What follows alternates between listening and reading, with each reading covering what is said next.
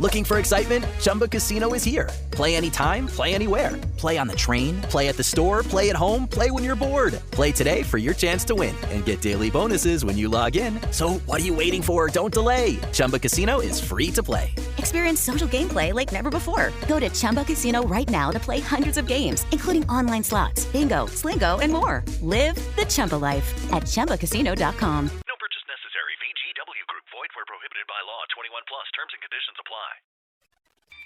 This is VOCM Open Line. Call 709-273-5211 or 1-888-590-8626. The views and opinions of this program are not necessarily those of this station. The biggest conversation in Newfoundland and Labrador starts now. Here's VOCM Open Line host Paddy Daly. Well, all right, and good morning to you. Thank you so much for tuning into the program. It's Tuesday, April the 23rd. This is Open Line. I'm your host, Paddy Daly, David Williams.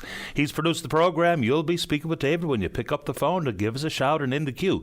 If you're in the St. John's metro region, the number to dial is 709-273-5211. Elsewhere, toll-free long distance, 1-888-590-VOCM, which is 8626. So I imagine fans of the Southern Shore Breakers are settling in for tonight's second game in the Allen Cup up in Dundas, Ontario. Tonight they take on the Stony Creek Tigers after dropping the opener against the host Dundas Real McCoys 3-2. So good luck to the Breakers tonight. And tonight is the opening ceremonies in the first game of the Don Johnson Memorial Cup out in Mount Pearl at the Glacier. The host Mount Pearl Blades take on the league champions St. John's Caps tonight. And then, of course, great schedule throughout the week. That will be some terrific hockey if you are so inclined to get out to the Glacier and take it on. A couple of quick baseball notes as we see the Jays with another win last night, looking pretty good. So it was on this date, 1954, that Hammer and Hank Aaron of the Milwaukee Braves hit his first home run, of course, 755 to wrap up his career. And for one of the great ballparks in the United States, opened their doors 110 years ago today for the first ever baseball game played at Wrigley Field in Chicago. It originally was known as Wegman Park, and the team were the Chicago Whales, and also known as the Chi Feds. Then Wrigley Field is known for, its, of course, the ivy-covered outfield wall, the bizarre wind patterns coming off of Lake Michigan, the iconic red marquee over the main entrance, the hand-turned scoreboard, really a gem of a ballpark. A couple of interesting things. In 1916, it became home to the Chicago Cubs. It was the first major league ballpark to introduce live organ music on April 26, 1941. And by July of 2019, Cubs organist Gary Pressey holds the record for 2,653 consecutive games played. Never missed a day's work in 33 years. Pretty cool stuff. They used to do this, I don't know if they still do it, but after a ball game, they would fly a flag outside of Wrigley Field with either a W or an L to let the passerbys know what happened in the game. Absolutely cool. Okay, so opened this doors in 1914. They didn't even play a game at night under the lights until August the 9th of 1988. All afternoon ball for all those decades at Wrigley. All right, let's talk betting for a second. So many people, well, if you like to drop a few quid or a few bob on a game, so be it. But the numbers of bets and wagers being laid in Canada are astronomical.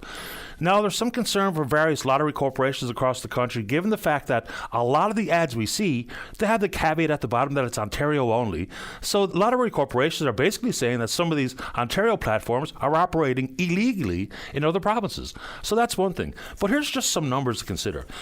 Okay, in 2022, the Canadian online gambling market was estimated to be worth $3.8 billion, forecasted to grow to $6.2 billion in 2026.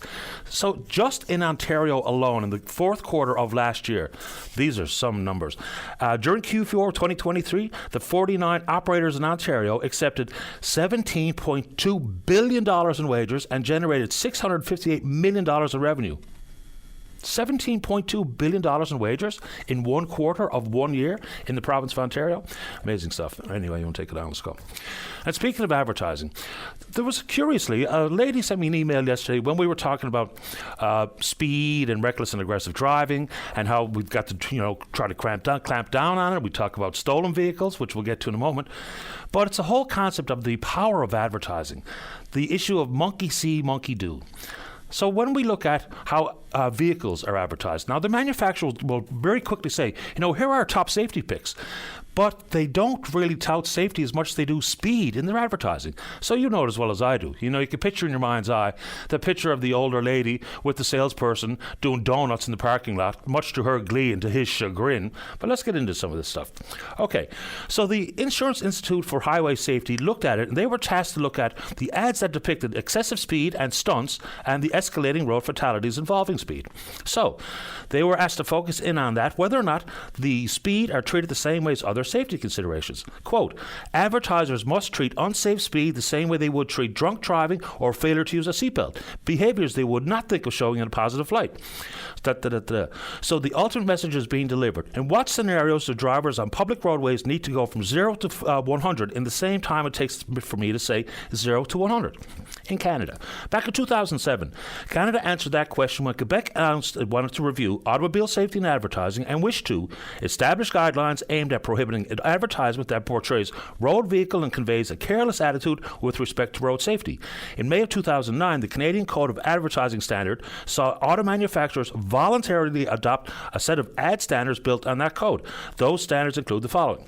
Does the depiction of the performance, power, or acceleration of the vehicle convey the impression that it is acceptable to exceed speed limits?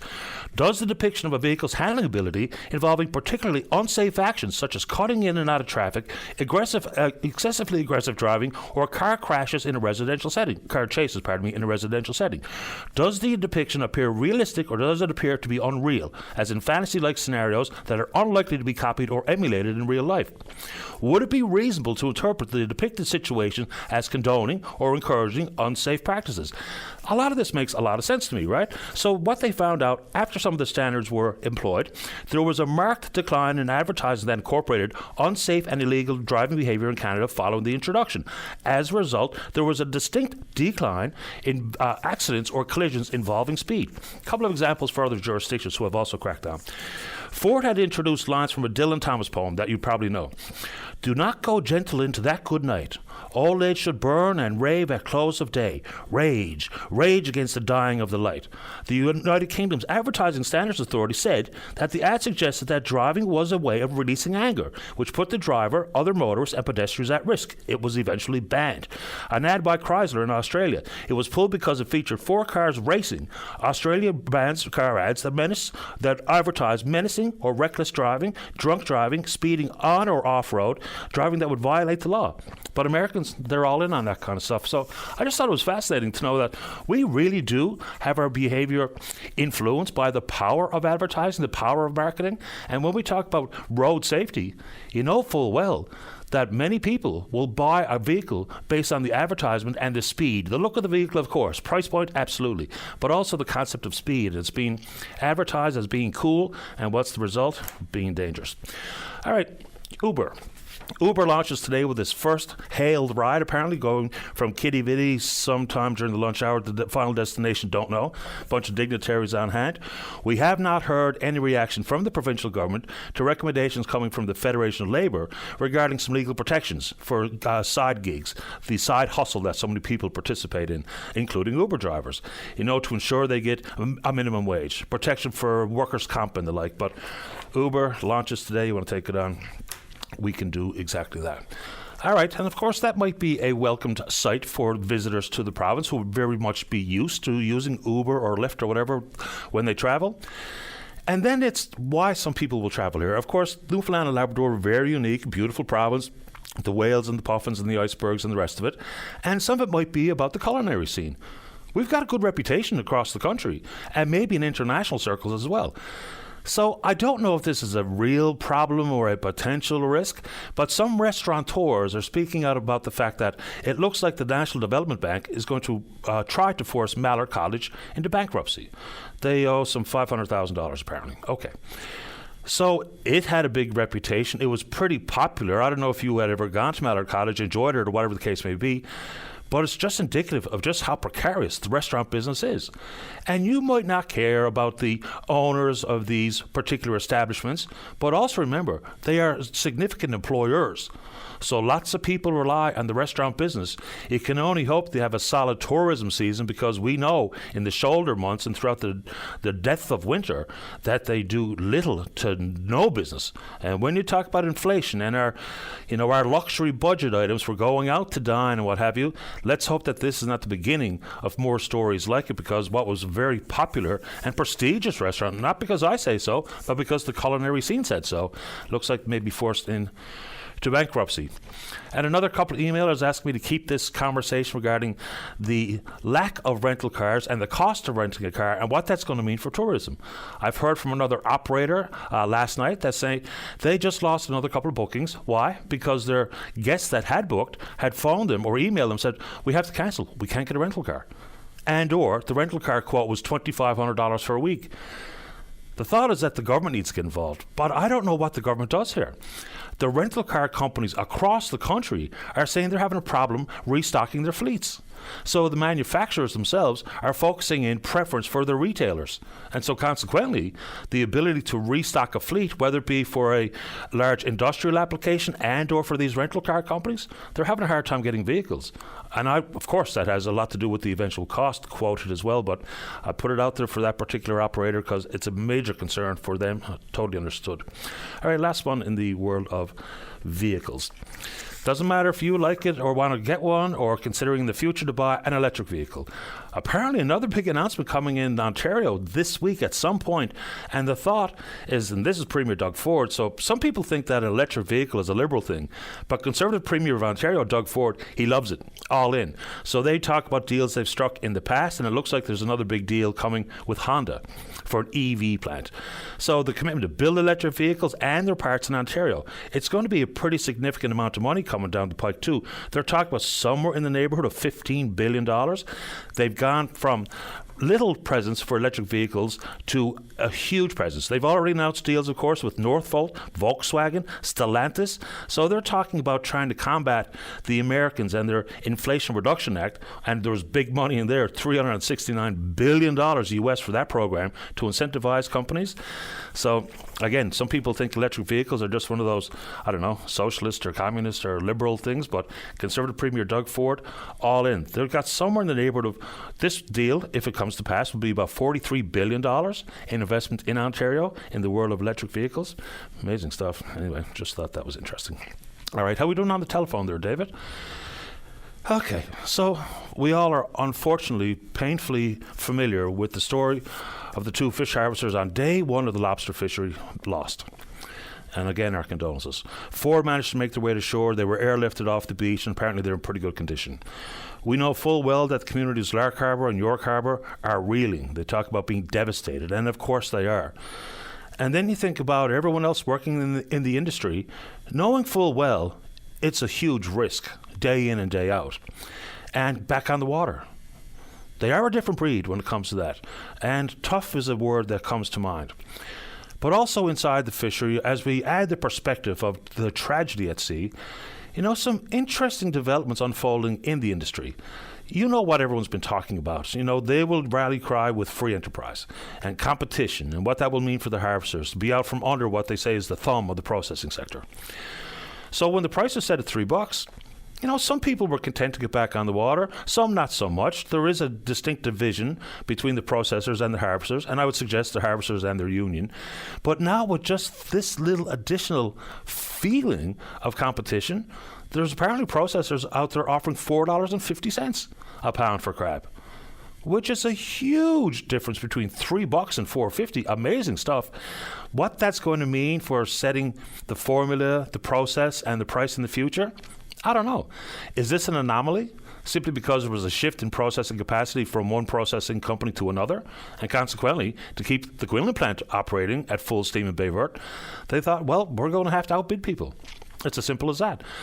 And that is the essence of supply, demand, economics 101, and competition. So if you're a harvester, whether you want to take on the tragedy and how you wrap your mind around getting up in the morning, going back out on the water, knowing that 2 more lives lost, communities that are absolutely in a tailspin as a result. And there was a vigil last night in Lark Harbour, and heard some comments coming from their deputy mayor. And of course, in small communities like that, when they're very interconnected, and most every family in these communities will have someone working in the fishery in some capacity, devastating story. All right, sticking with food for a second. Not for fear, for fact. So we know there's lots of protections at the Canadian-American border regarding food and the transportation or export and or import of food. Canadian dairy farmers, I don't know how worried they might be, but when you look down in the United States and see that H5N1 is very active, and that's of course the bird influenza, people think when it's labeled the bird influenza, it can't impact other species, but of course it absolutely has over the years. And there's been a huge outbreak in the United States. Apparently in 8 states, we've seen cows be infected and spreading the bird flu amongst them. So that could have a devastating impact in the United States. Hopefully it doesn't make its way into this country. But other animals that have been impacted by this, we've seen lions, penguins, polar bears, foxes. They think it's because they've been eating dead birds. Now, it can indeed make its way to humans. It's pretty rare. Since 2003, 900 people worldwide have been affected. There's only been 1 confirmed case in this country, back in 2013. But you can only hope that whatever protections are at the border are really ramped up to make sure that our dairy farmers aren't impacted the way we've seen in 8 states in the United States. And on that front, I had an interesting conversation with the good folks at the Food Producers Forum. Dan Rubin was on the show last week to talk about the survey they've done about just how much food is produced here in this province. And there's a lot. So in 2022, 742 of the survey participants produced 6.2 million pounds of local food. Gardeners, foragers, those who are raising animals, hunters and fishers. One of the key areas that they focused in on was the distinct lack of abattoirs. So yes, we understand how to grow the root vegetable, and of course hydroponics has come to the province and all of those things. But when we talk about the production of meat, apparently the lack of abattoirs has really been a problem for those who are even considering getting into the game of raising animals.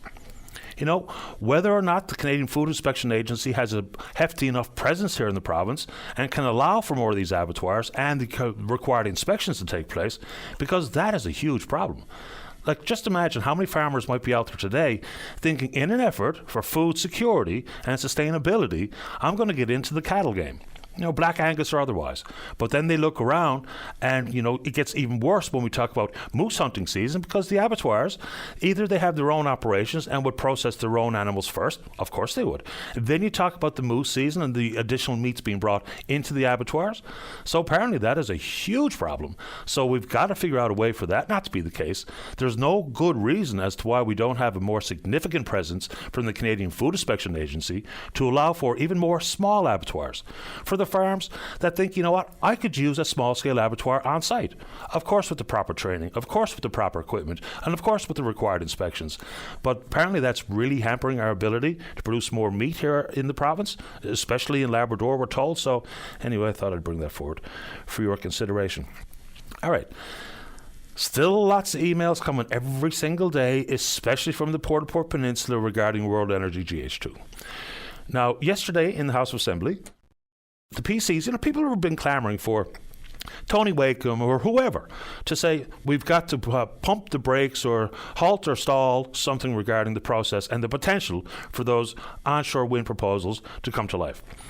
Still no final investment decision, still no timeline, but you've all heard the story and the proposals coming from specifically World Energy GH2, even though they're only one of 5 proposals that are currently still in play. So the PCs are seemingly in support of these projects. So for folks who are looking for political allies to pause or stall or whatever they're hoping for, or to cancel, I'm not so sure you're going to get it from the official opposition. Their position is much more akin to maximising benefits for the province. I suppose the bulk of that would be in the form of jobs, because the royalty regime has been established, and we can go through that again if people are so inclined. But the Tories are in, and they support the concept and the proposals that are currently on the government's desk. And of course, World Energy GH2, even though there were some 60 conditions attached, many of which were already included in their environmental assessment submission to the government, looks like full steam ahead, unless there's some problems with raising capital. Of course, they've raised some money. They say they've spent in the neighborhood of $130 million already. They secured a $128 million line of credit with the federal government, and yes, still waiting for definitions as what constitutes green. So you can get between 15 and 40% in the form of a tax subsidy, which of course is what driving those decisions also in Ontario with those electric vehicle plants. But anyway, there you go. You want to take that on. All right. So big announcement, I guess, coming from the Churchill Park Music Festival. I've always really thought this was kind of quirky or funny, but Nickelback, a band that people apparently love to hate. It's really one of those strange phenomenons in the music business, but they're coming. They're going to be playing at Churchill Park on August the 9th. The Arkells are going to be on the bill, as will the James Barker Band. And in the world of disliking Nickelback, they have been super successful. They absolutely have. They've had over 10 billion streams, over 50 million albums sold worldwide, and they're just coming off 12 consecutive fully sold out tours. One of the most prolific rock acts of all time from this country, and they're coming to town. And people don't like them, don't buy a ticket. And for those who do like it, they're going to sell out for sure in Churchill Park. So good on Pete Quinton and his team for being able to bring in a band like that, as successful as they are. You know, add to it Shania Twain and her obvious iconic success as a country artist. Amazing stuff. All right, we're on Twitter. We're VOCM Openline. Follow us there. Email address is openline@vocm.com. When we come back, let's have a great show. That means you're in the queue to talk about what's ever on your mind. Don't go away. Welcome back to the show. Let's go to line number one. Say good morning to the president of the Trailway Council. That's Rick Noseworthy. Rick, you're on the air. Hi, good morning, Patty. How are you? Doing okay, thanks. How about you? Oh, doing all right. Patty, really appreciate these opportunities to get on, just give people a quick update what's on the go with the Trailway. Nothing serious, but it's the spring. And, of course, we got washouts that we had to repair. Had a few issues out on the West Coast. We're looking after that. Some good things coming up, but please be careful being spring. There's, like I said, there's washouts that, we need to be aware of it. If you see any, please let us know. Drop us a line. I think you can find us on Facebook. Use our webpage or get in touch with me. If we don't know about it, it's hard to fix them. Of course, and it's an issue of safety as well. But what do you say to the ATV riders in particular? Because part of the fun for many of the owners is to get out in the mud and get a bit of a mess going and see what your machine can do. But of course, that comes with some potential major league damage to the trailways themselves. So what do you encourage riders to be aware of insofar as if it's not a washout, just using the trails, period? Well, that's a good point, Patty, because we don't have to deal with so much with bog and destroying wetland on the trailway itself. But with my other hat as the ATV guy and Avalon Trailways, we see a lot of that, tearing up the bogs. And the bottom line is, it's illegal. You're not allowed on a wetland. But, you see these guys, they put their snorkels on, they put the big paddle tires, and they get into a bog and they tear it up. And, Patty, that is 100% illegal. So, it's fun for some, but devastating for a lot of others. Well, of course. And some of that type of damage is not only illegal, but for the most part, it's extremely difficult to repair said damage. Oh, yeah. Like it takes a bog, years and years and years to recover. And, I don't know if there's even a way to fix it. You got to wait for Mother Nature to get in there and grow it back up and everything else. And people say that it's just an old piece of bog, but, it's very important to the environment. And, there could be birds nesting there. It could be anything, Patty. And there's no need of it. Absolutely not. So how many washouts have we seen so far, and what's the extent of the damage? Out on we've fixed one. I think we're replacing a few others. We're doing a pretty significant project that we're so pleased with in the Ocean Pond area. A bunch of cabin owners have gotten together, and they've really opened up their wallets to us.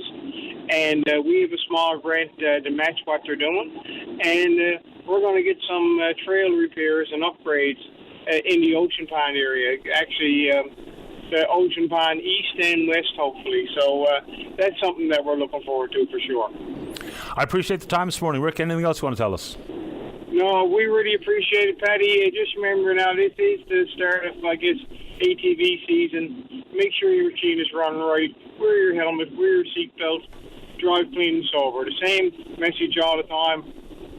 Let's hope that people adhere to it. It's worth repeating. Rick, I appreciate your time this morning. Thanks for the call.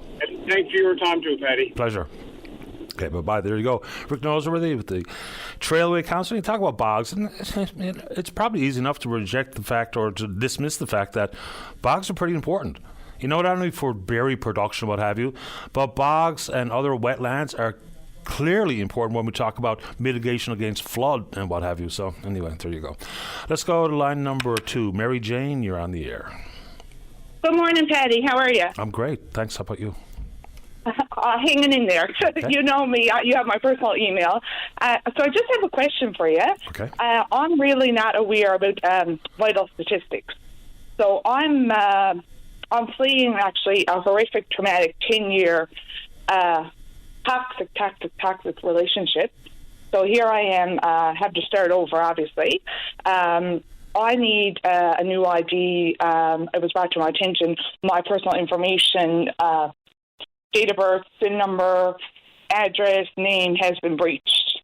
So that's scary. But anyhow, so I need a new, my new ID, a legal name change.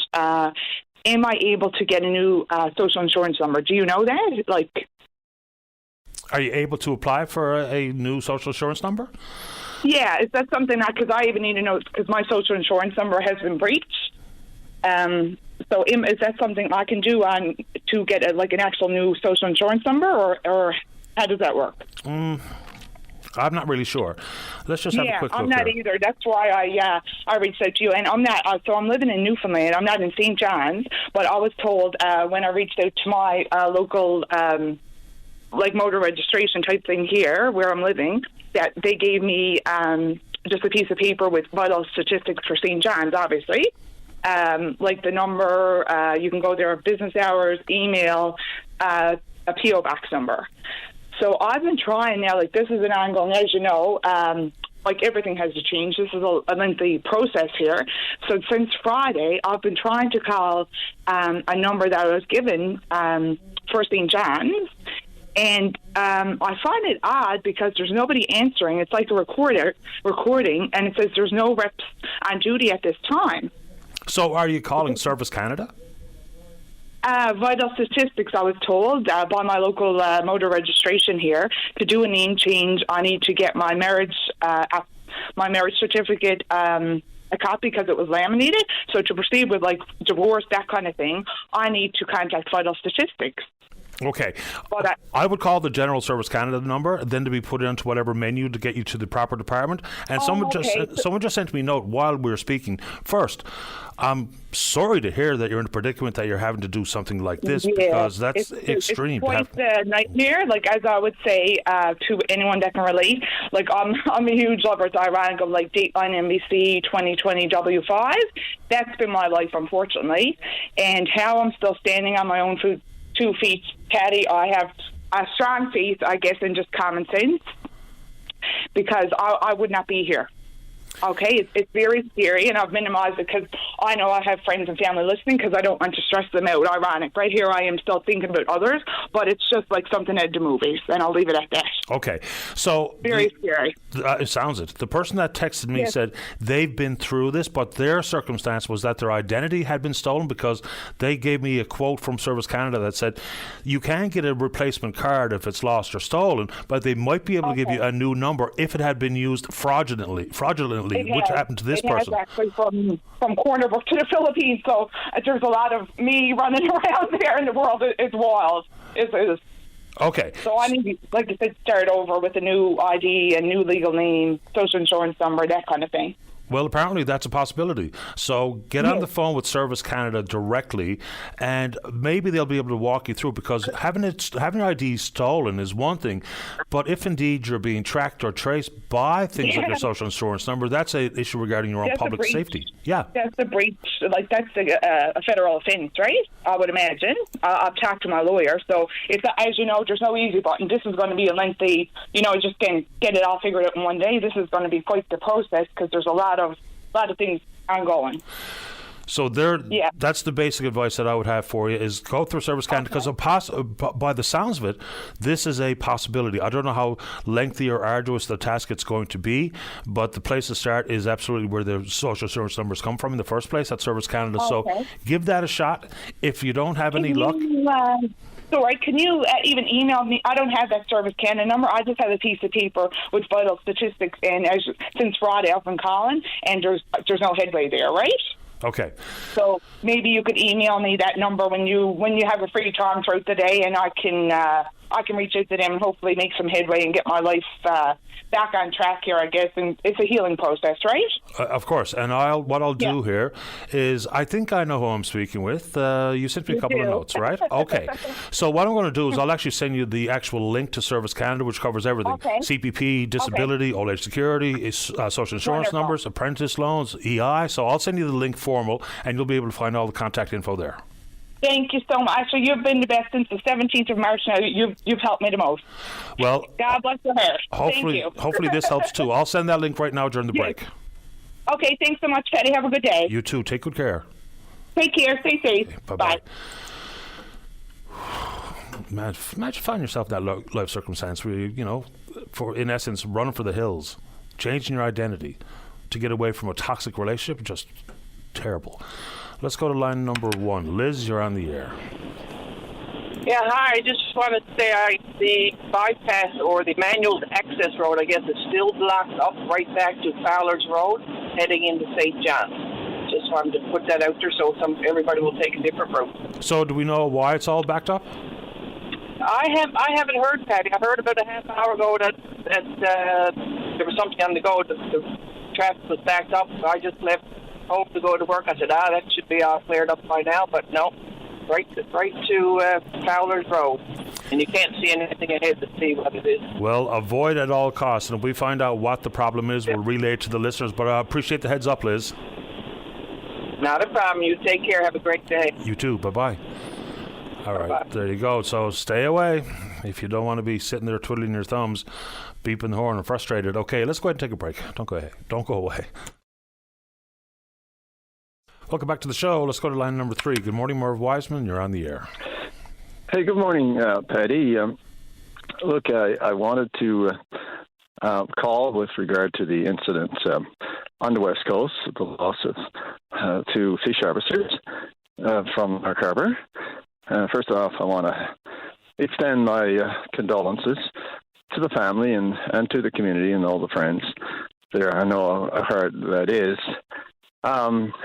I wanted to have a little bit of commentary as well, Patty, but I want to say it against the backdrop of the sensitivities that's now being felt throughout the community. So a little bit hesitant, but at the same time, there are some things that has to be said. First and foremost, I want to renew my call, and others who's been advocating for safety needs to call for that inquiry that we've been talking about on fishing vessel safety. How many more accidents do we need to see that may very well be preventable? All the things that goes with the accountability issues and the disclosure and the recommendations that would normally come with it. Again, I have to say that we need that inquiry. I don't know all the details. I don't know a lot of details about this particular incident, but I do know one thing, that there were 6 people on board a 23-foot speedboat. And, I have to ask the question. I know the speedboats and the classifications of the speedboats and the different categories and lengths, if you will. And I know that 6 people is too many for a 23-foot speedboat. And I would like to know, what information did the person in charge have to say that it's okay to take 6 people? At the very least, you can maybe transport 6 people, but to say that we're going to do that with lobster traps on board and all these kinds of things. So big questions there. And the other thing, obviously, is the absence of an EPIRB. When is Transport Canada going to do what they should be doing, and that's make the EPIRBs, emergency transmitting beacons, it's our first level and one of the best levels of alerting. Well, I mean, to that end, Merv, the lads set the cabin on fire to identify themselves for people who would be looking for their vessel, as opposed to what is the EPIR, which the acronym is the Emergency Position Indicating Radio Beacon. Imagine Absolutely. setting the cabin on fire as a way to alert the distress versus have something digital or electronic to actually send out the signal on your behalf. So, fair ball. I mean, when we saw the two boys lost, Russell and Jenkins out of Mary's Harbour, the Labrador Shrimp Company put EPIRBs on all of their vessels immediately, and that should be something, it's easy enough for me to spend other people's money, but it's probably pretty wise that Transport Canada make this a requirement. We're not talking about huge expense, but we are talking about increasing your potential to be rescued by leaps and bounds. Yeah, no question. Look, I can tell you from working at rescue centres that anywhere from 2 to 3 minutes after the EPIRB is activated, and there are PLBs, now personal locating devices as well, and we won't get into the mechanics of all that, but same principle, basically. So that alerting process, and detection too, by the way, it also sends, an encrypted position from GPS, so it doesn't get any better than that. So how quick is that versus, what we've witnessed here on the West Coast? And look, is this the first incident of this nature with different variations? Absolutely not. It seems like every event that happens, we talk about it against the same kind of a backdrop.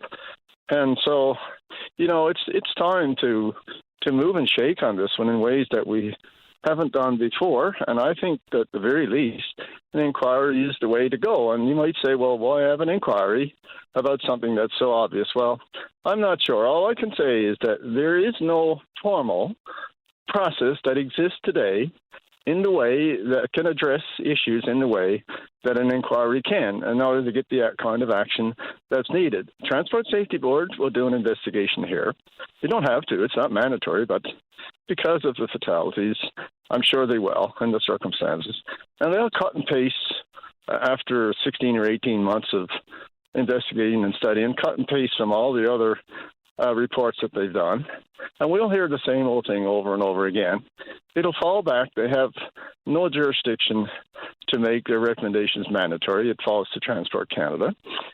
And so it'll go back to Transport Canada to make some of these moves, and DFO and other agencies, and they'll squabble among their bureaucratic selves in Ottawa over all this, and nothing will get done, and there will be nothing of any authority above them to ensure that it gets done. So at the very least, with an inquiry, with some judicial process involved, and the reputations and the disclosure and the transparency and everything that goes with it, and the recommendations, it's our only chance, I think, to move the line on this very, very insidious kind of situation that we continue to find ourselves immersed in. Yeah, I mean, it needn't be something to the magnitude of the Ocean Rangers that would draw an inquiry as a result, because when we talk about the collective loss of life over the years and the concerns with vessel safety and otherwise, you would think that would be enough. The historical context need to be viewed as a group, as opposed to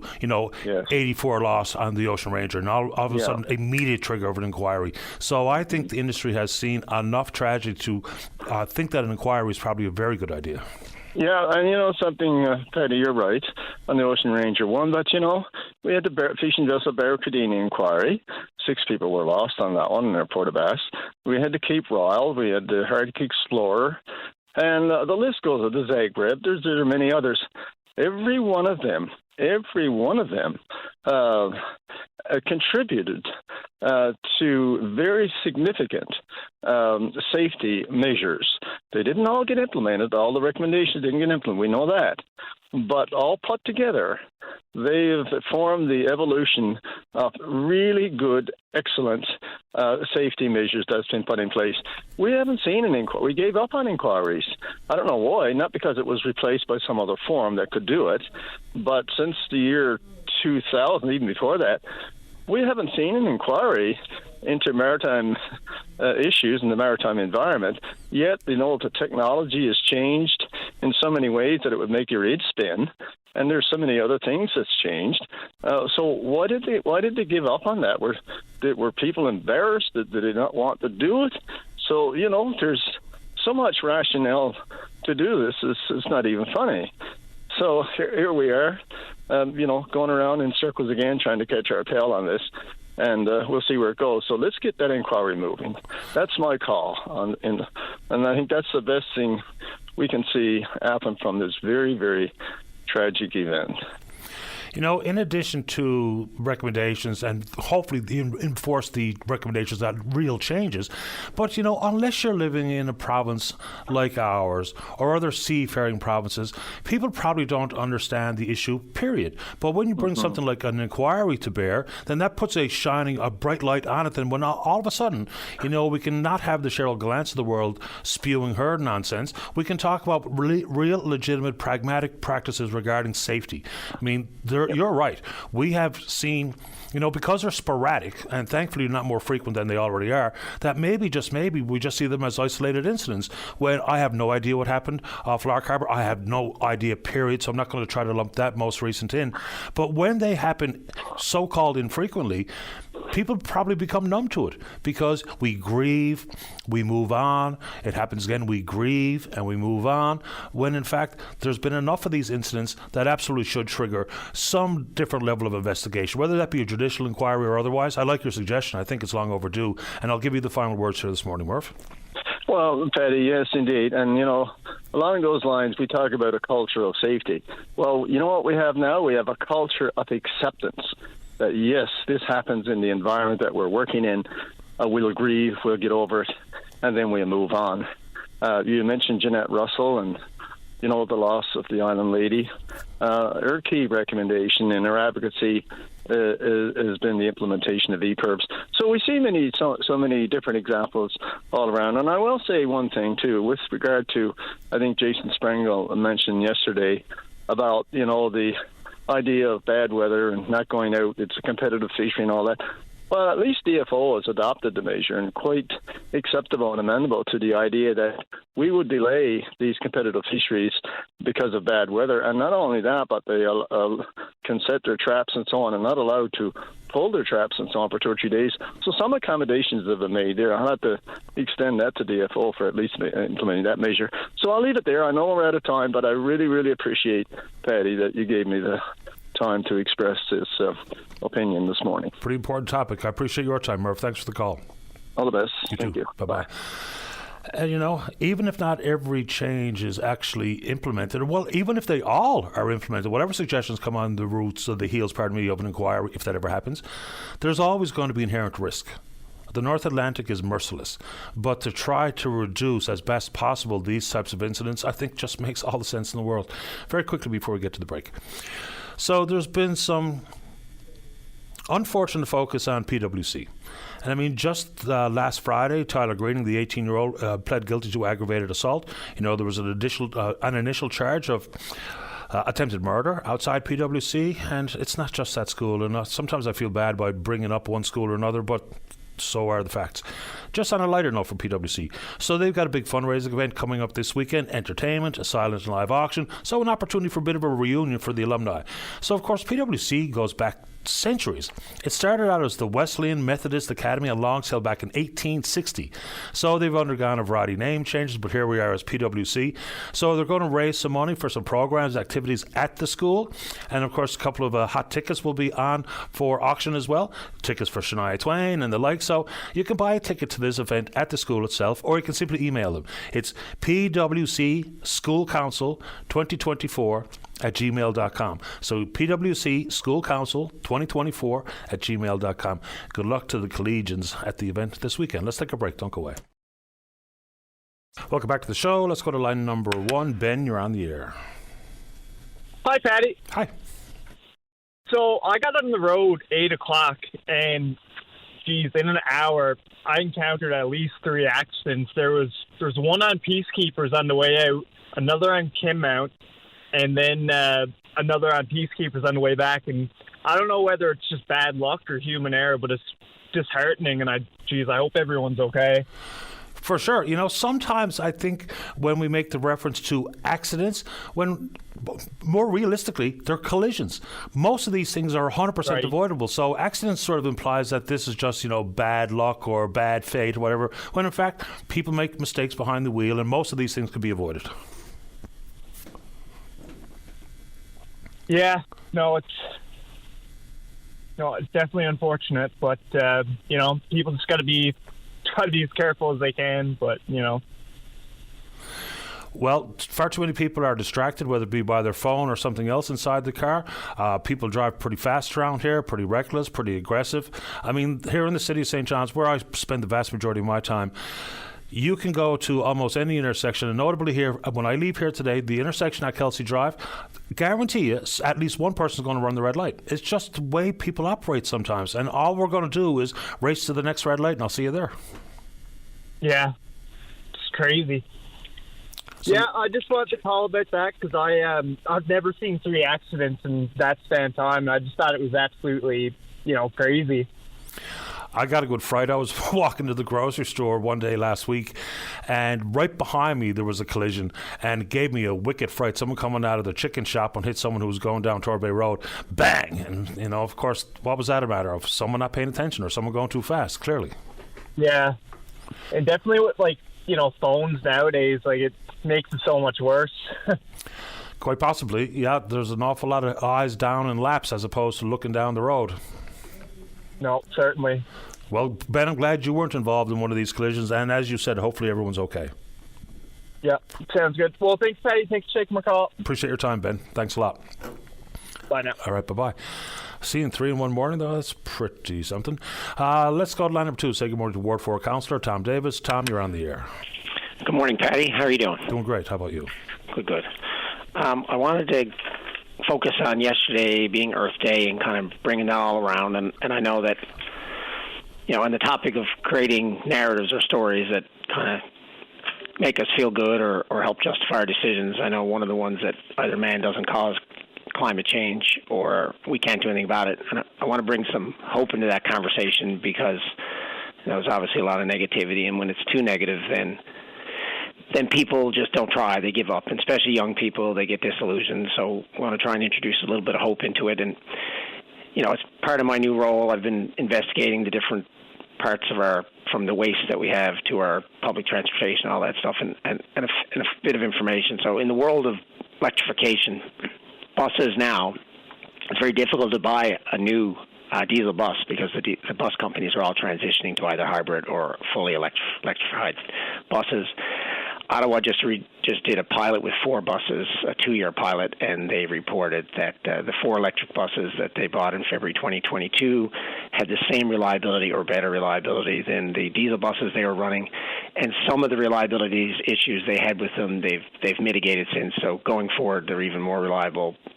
But they drove a combined 500,000 kilometers, and the encouraging thing is that new battery technology is coming out all the time, with increased range, decreasing the weight of the batteries, decreasing expensive components and hard-to-find components, as well as dramatically speeding up charging rates.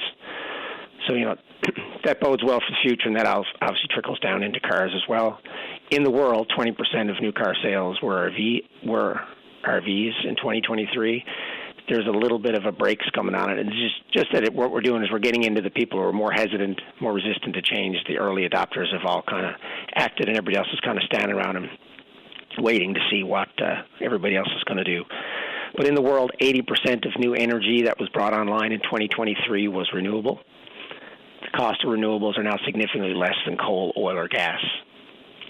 Heat pumps are now mainstream. I mean, even in this province, I was at an older person's home. They kept their furnace, but they put in a mini split, and they're tickled with it. And last year, they went from burning $4,500 down to around $800, and still had the comfort of the furnace on the really cold nights.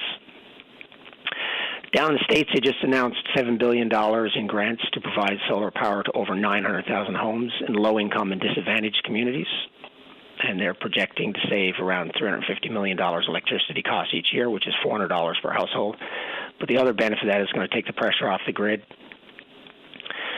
And the other thing to remember when we're talking about what's not possible or possible is, the humans managed to ban DDT, which was a big problem. We phased out the chlorofluorocarbons to help the ozone layer. And we also limited sulfur to tackle acid rain. China last year added more renewable capacity than the U.S. has added in its entire history. Earth Day yesterday was the topic, or the theme was people versus plastic.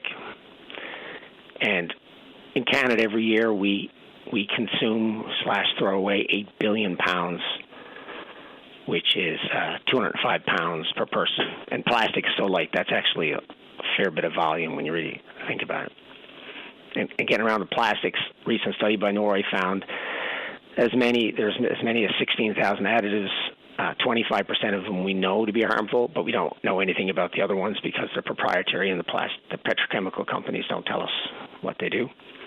Another study demonstrated that bottled water averages 240,000 nanoparticles of plastic per liter, and these nanoparticles can transmit these potentially harmful additives into our cells. They can cross the blood-brain barrier and also the placenta wall into our unborn children. An unpublished report indicates that these plastics can include 100 known cancer-causing chemicals, and are found in high concentrations now in crustaceans, mollusks, fish, bird, cow's milk, and in humans. So, all that's a whole bunch of information, but, the main thing, and you talk about all the time, is how do we reduce? One thing to recycle, but how do we reduce? But I think the beginning, I want to issue a challenge. There are communities in this province that have access to the regional service boards to recycling programs, and they don't. So that would be one way to start at least detouring some of it, though unfortunately of all the plastic that Canadians produce, only 9% finds its way into recycling. Yeah, I mean, that's a key point I was going to make, and I think in this province it's somewhere around 6%, which is a major problem.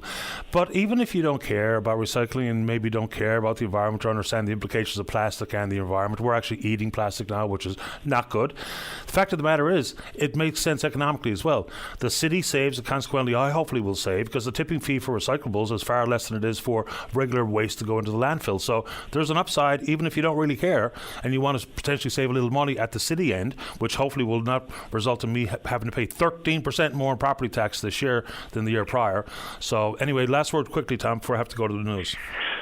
Absolutely. So this Saturday, 10 a.m., I'm hosting in Kenmount Terrace cleanup meet at St. John's Gospel Hall, and on Sunday I'm partnering with Mun Hope, do a cleanup around Mun, so 1 p.m. meet at the University Center. I'm going to supply garbage bags, so love to see everybody. Any questions, you can just email me at tdavis@stjohns.ca. Everybody have a great day. You too, Tom. Take care. Take care. Bye-bye. Tom Davis is the Ward 4 councillor. Let's take a break for the newscast. When we come back, again, friendly reminder, if I brought it up and it's of interest to you, then let's go and have a conversation about it. If there's something you'd like to discuss that did not make its way into the show this morning, yesterday, or the day before, or the week prior, you make sure you do exactly that and bring it up. Right after the news break. Don't go away. Welcome back to the show. Let's go to line number 1. Good morning, Robert Lundergan. You're on the air. Good morning, Patty. How are you? Great, sir. Thank you. How about you? Oh, fine. Just fine. I just wanted to call in. Again, it's the time of the year. It's National Organ Donor Awareness Week. And I just wanted to, there's so many things going on in the world from a health perspective and all the other things that we have to deal with and that we have to deal with internationally, wars and everything else. But nevertheless, it's Organ Donor Awareness Week, and people have the capacity, have it within them to help save a life by becoming an organ donor or signing to become an organ donor after they decease. And in my case, it's been I'm proof that the organ donor system works in the sense that it's been 15 years today since my wife donated a kidney to me, and we continue to have a beautiful life in large measure because of the unselfishness of what she did. And I encourage others to do similar things, whether it's for a loved one or whether it's because you feel it's a social duty to do. It's important. 100% it is. So it's only been in play in this country since 1997. It was brought forward by a former Liberal member of Parliament, Dad McTeague, who people probably know now was the Consumer Group Against Fair Gas Prices or something, is the name of his organisation. There was a toddler named Stuart Harriott killed in his riding. It was only a toddler, killed in a motor vehicle accident, donated the organs and improved or saved the lives of 4 different Canadians. You know, there's over 4,000, somewhere in the neighbourhood of 4,500 Canadians that are on a waiting list today for organ transplant and or tissue issues. So Canadians, when polled, 90% say they'd be interested in being an organ donor, but only 32% or thereabouts have gone down the path to make sure that their wishes are understood. In this province, you have to go through MCP. It used to be on your driver's license. Now it's MCP. And importantly, you have to have that conversation with your family as well. Just an interesting wrinkle to this that I think I have spoke about it here in the program in the past, but in Ontario and in Nunavut, based on the fact that they put on their tax filing system or their paperwork that you can check the boxes there. As a result, in one tax season, almost 2.5 million additional Canadians declared they wanted to be donors. I mean, that's an amazing improvement. Whatever we need to do to ensure that people take the time, because if all you have to do is check a box that, yes, I want my GST check, and yes, I'd like to be an organ donor, we can probably advance this really quickly.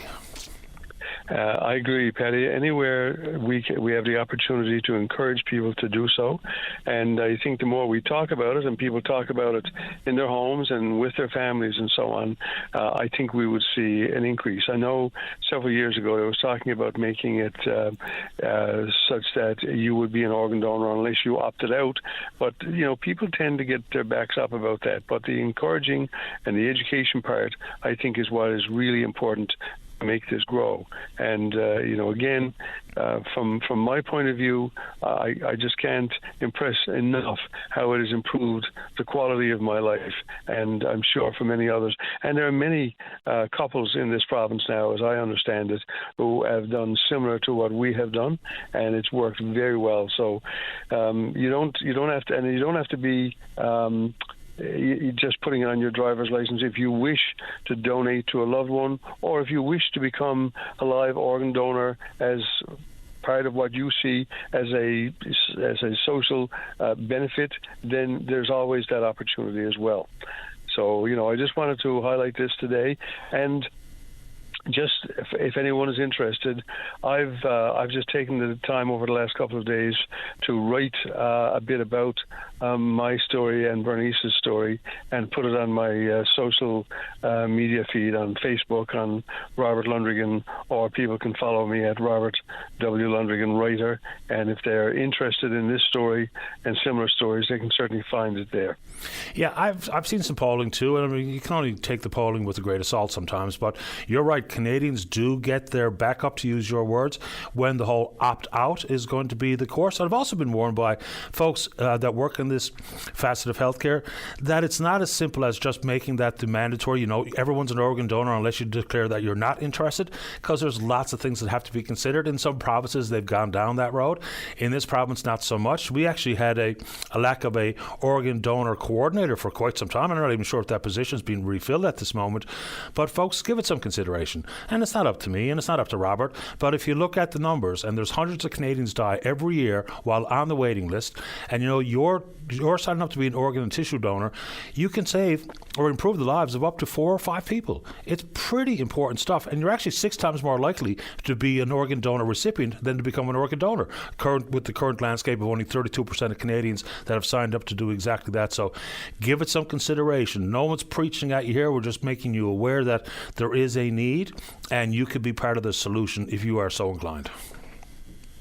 Patty, thank you for doubling down on that for me. You've obviously, made yourself quite aware of all of the facts and figures of the current circumstance and said them better than I could have. And I really appreciate your time. And I hope that our fellow citizens take some of this into consideration as they go forward. I appreciate yours. The reason I have some of those numbers is people who are also advocates have peppered me with the numbers over the years. There was actually a young man who played for the Humboldt Broncos. His name is Logan Logan Boulet. He was killed in that tragedy some years back, and his family, he had made his wishes known that he wanted to be an organ donor, and his family actually commemorate Logan Boulet Day with a green T-shirt. We've had him on this program in the past. So things like that. Through tragedy, we can create awareness, and consequently, hopefully, more and more Canadians who are willing to be organ donors will do exactly that. And I'm really glad you called today. Robert, before we let you go, though, just say your life has improved dramatically. I think you said 15 years ago you got the kidney? 15 years today, yes, that's right. So, obviously, a massive big deal between you and Bernice. But what was your life like before the transplant? Well, excuse me. I was on dialysis, of course, 3 days a week, 4 hours a day, and so it not only limited my life, and I don't want to sound overly dramatic, but people who are on dialysis will share with you the fact that their lives are very difficult. You're exhausted when you go on during the dialysis. Often you're exhausted afterward. Then you are revived, and you have a great period for a day or so until just before you start it all over again, and you go down that road. You're always watching, your medical team are always watching for, caution, for example, potassium and phosphates and other electrolytes all going out of balance. There are issues sometimes, cardiac issues and other issues that can result from the imbalance and so on.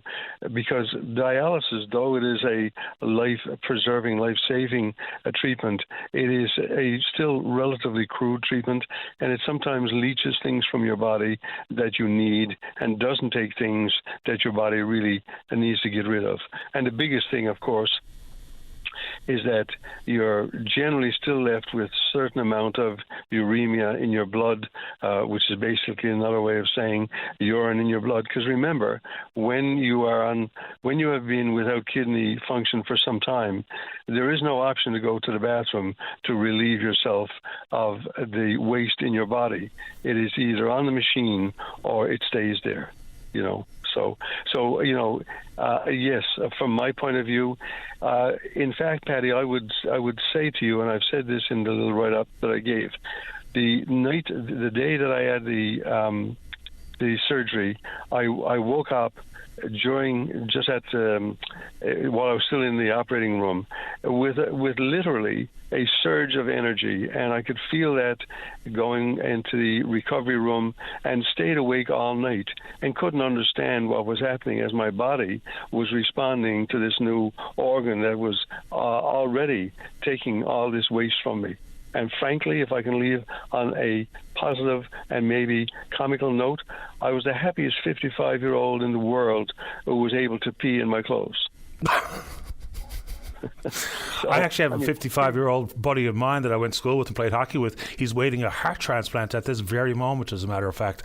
Robert, thanks for making this one of the issues we discussed today. Thank you. Thank you, Patty. All the best. Take good care. Bye-bye.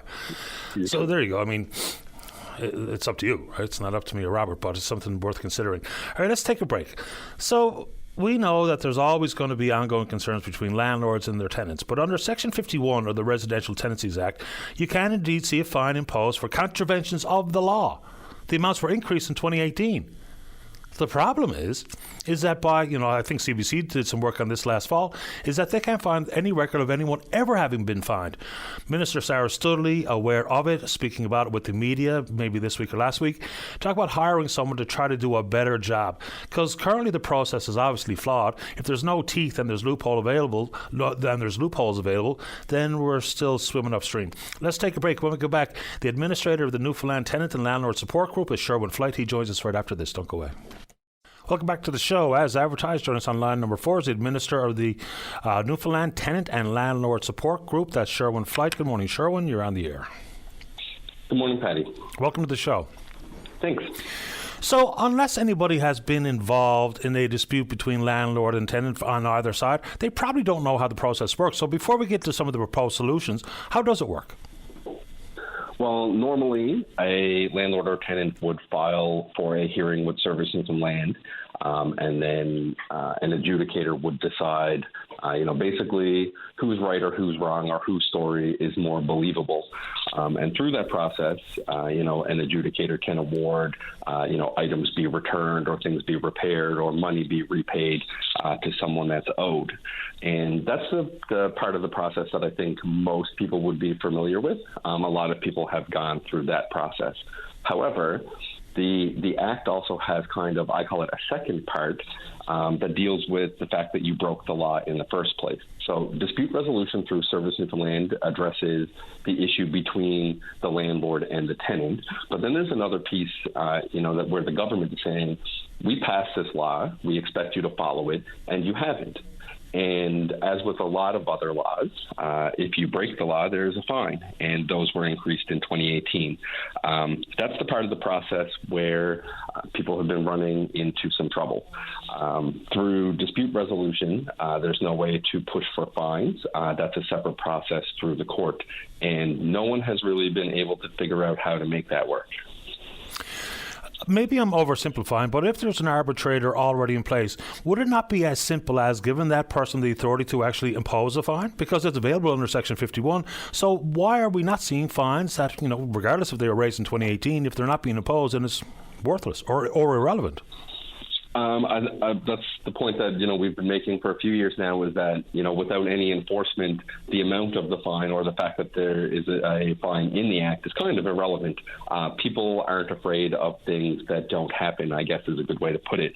When we look at some other provinces, they have implemented, some different techniques to deal with this. So administrative penalties is another option, similar to what you were just talking about. And that's where the adjudicator or someone, in this situation, someone with Service Newfoundland, would apply a financial penalty based on, a policy that they would have, to say these different situations, should be fined at this rate. So there are other ways to go about this besides having it go through court. That's considered the longer way because, court processes take a while. Courts can be backed up sometimes. There's a bunch of other cases going through there besides landlord and tenant things. So going through court, which is our current plan, and don't get me wrong, it's better than no plan, is the slower way. Administrative penalties are much more quicker and would allow someone within the Residential Tenancies Division at Service Newfoundland to determine and apply those penalties much more quickly. Yeah. The government has signaled their intention to try to close these loopholes, but this has been a conversation that's been happening for a long time, a number of years. How confident are you, given the comments coming from Minister Studley, that change is coming? Because we've been told that by different governments or successive governments for a long time on a variety of issues. Yep. So prior to the Act being changed in 2018, the last revision was in the year 2000. So about 24 years ago, that Act, that version of the Act also contained, provisions for fines. So it's kind of been our view that, this has been a government responsibility for at least the past 24 years. And, still today we're waiting for some sort of action to actually come into play. The bright light, I guess that we can maybe look to right now is that for many years the government has, stuck to their answer that this isn't their responsibility, that if a landlord or a tenant feels like this should go to court, they're free to take it there. They've always stuck by that. Multiple ministers have had the same talking points on the fines. But in this case now, they've actually said that it is something that they're responsible for, that they're going to step up to and take on that responsibility. And I know from my previous conversation with them that they had started to do some of that work and prepare, things like policies and that kind of stuff for how this would play out. So we've seen more movement and more commitment on it recently than I've ever seen on it before. So we're hopeful this time that, we do see some steps forward because some other provinces have also moved forward too. Ontario and BC have done this already. Nova Scotia was looking into it and engaged a consultant to try to figure out the best way to do it. So it seems to be the way that provinces are moving. This expectation that a landlord or a tenant on their own time and dollar can navigate this stuff through court, for a fine, when the fine money would go to the government in the end anyway, it just isn't sensible. And as provinces come to that same conclusion, they've been taking steps to try to resolve these issues. So I am hopeful that this time we do see some steps forward, and then we actually see something implemented and come into play. I wonder how many people, given the way the story has been covered and understanding how the process works, don't even bother. Because I'm sure there's a pretty significant volume of complaints that are formally filed, but when people don't see any real hope of recovery and or a fine or anything changing, no fault evictions or what have you, I wonder what percentage of these types of issues are out there that never see the light of day. And I know you can't answer that. I'm just throwing it out there for part of the conversation.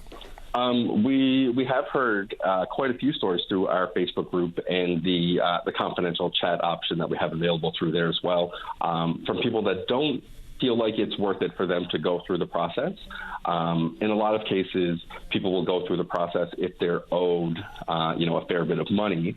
But on matters of principle sometimes, and sometimes with landlords, when they understand that, there's nothing that they can really get from the tenant, they won't go through that process. So there's a lot of people that have, avoided that process, thinking that it's not really going to be helpful for them in their situation, or it's not going to do anything to deter, the other party from behaving this way again in the future, which is a large part of what the fine is meant to do. It's meant to deter people from doing some of these things. But as we know from social media and from the news and friends and family of our own, there are some people in the community that break the law, and they break it on a regular basis, and they have done so for many, many, many years, to the point that it's part of their business, process at this point. So fines would really deter that kind of stuff where, and in most cases with this, it typically is, landlords with things like illegal entry, illegal eviction, illegal lock changes and rent increases and that kind of stuff, that they have nothing to lose. So I think we need to give people something to lose when they break the law, like we do with, drinking and driving and theft and assault and all those other things. We understand that deterring people is a large part of the answer. So we need to do the same thing for landlords and tenants and actually try to stop some of these problems from happening in the first place. Absolutely. Let's hope that this time we actually see a real close of that loophole and bring forward some actual fines so that people do have something to fear if indeed they're going to contravene the legislation. Good to have you on the show, Sherwin. Anything else this morning? No, that's all. Thanks for having me, Patty. Appreciate your time. Stay in touch. Have a good one. You too. Bye-bye. Sherwin Flight, administrator of the Newfoundland Labrador and Tenant Support Group. All right, let's check on the Twitter before we get to the break. We're VOCM Openline. You can follow us there. Email address, openline@vocm.com. And very quickly, Suzanne's in the queue to talk about taxes. And we get this question a lot. And people ask me frequently as to why they didn't receive their April 15th carbon tax rebate. And, of course, the federal government has toyed around with it being a climate incentive action plan payment or something. Now it's a carbon tax rebate because they want you to see that word, rebate, on your bank statement. The trick was, and I'm sure most of you know this by now, if you didn't file your taxes by the 15th of March, then you weren't going to get your rebate on the 15th of April. When you did file your taxes, we're told by the federal government that you're going to have to wait some 6 to 8 weeks after that to get your April 15th rebate. You will still be eligible for all 4 quarterly rebates this calendar year, but you're going to see a delay. So that's the trick there. Let's take a break. Don't go away. Welcome back to the show. Let's go to line number 2. Good morning, Suzanne. You're on the air. Good morning, Patty. How are you? Doing fine, thanks. How about you? Good, thank you very much. Thanks for taking my call. So I wrote you an email last week, and I'd like to discuss our tax system and specifically reviews or audits with the Canada Revenue Agency. Okay. I'm a tax specialist and an audit specialist. I'm just a one-person show running a small business out of my home. And on a regular basis, I have clients come to me who are in some pretty sticky messes with CRA. in my opinion, for as long as I've been doing this, it's that taxpayers are very uninformed with their rights, their responsibilities. They're uninformed as to what they're entitled to claim, et cetera, et cetera. So I work really hard to ensure that clients are informed of their rights and responsibilities, but also that they're filed correctly and that they're going to avail of every single credit they're entitled to claim. I understand that the CRA is going to want to review expenses, of course. If they're claiming expenses to lower tax payable or increase a refund or both, there's always a chance you're going to get reviewed. And I advise all clients of this. But it's gotten out of hand. I have numerous senior citizens in long-term care with dementia being reviewed on a regular basis, year after year, for medical expenses. And I don't mean just once. I mean year after year. I have the working from home expenses. So if, long before COVID, people worked from home, the credits are there. If they're entitled to claim them, they've submitted their supporting documents 1 year, then they should, have a year where they don't get audited, in my opinion. But it seems that the same clients year after year after year are getting audited. It's not as simple as just submitting all the supporting documents. You submit the documents, they give you 30 days, which in itself is cuckoo bananas when you see the number of audits coming in. Before we move on, Suzanne, hasn't that changed this year regarding the work from home $500? That's gone, isn't it? That $500 is gone, but if people are working from home, they get to claim under a T777, which is either a salaried or commissioned or whatever type of employee, and they're entitled to claim employment expenses.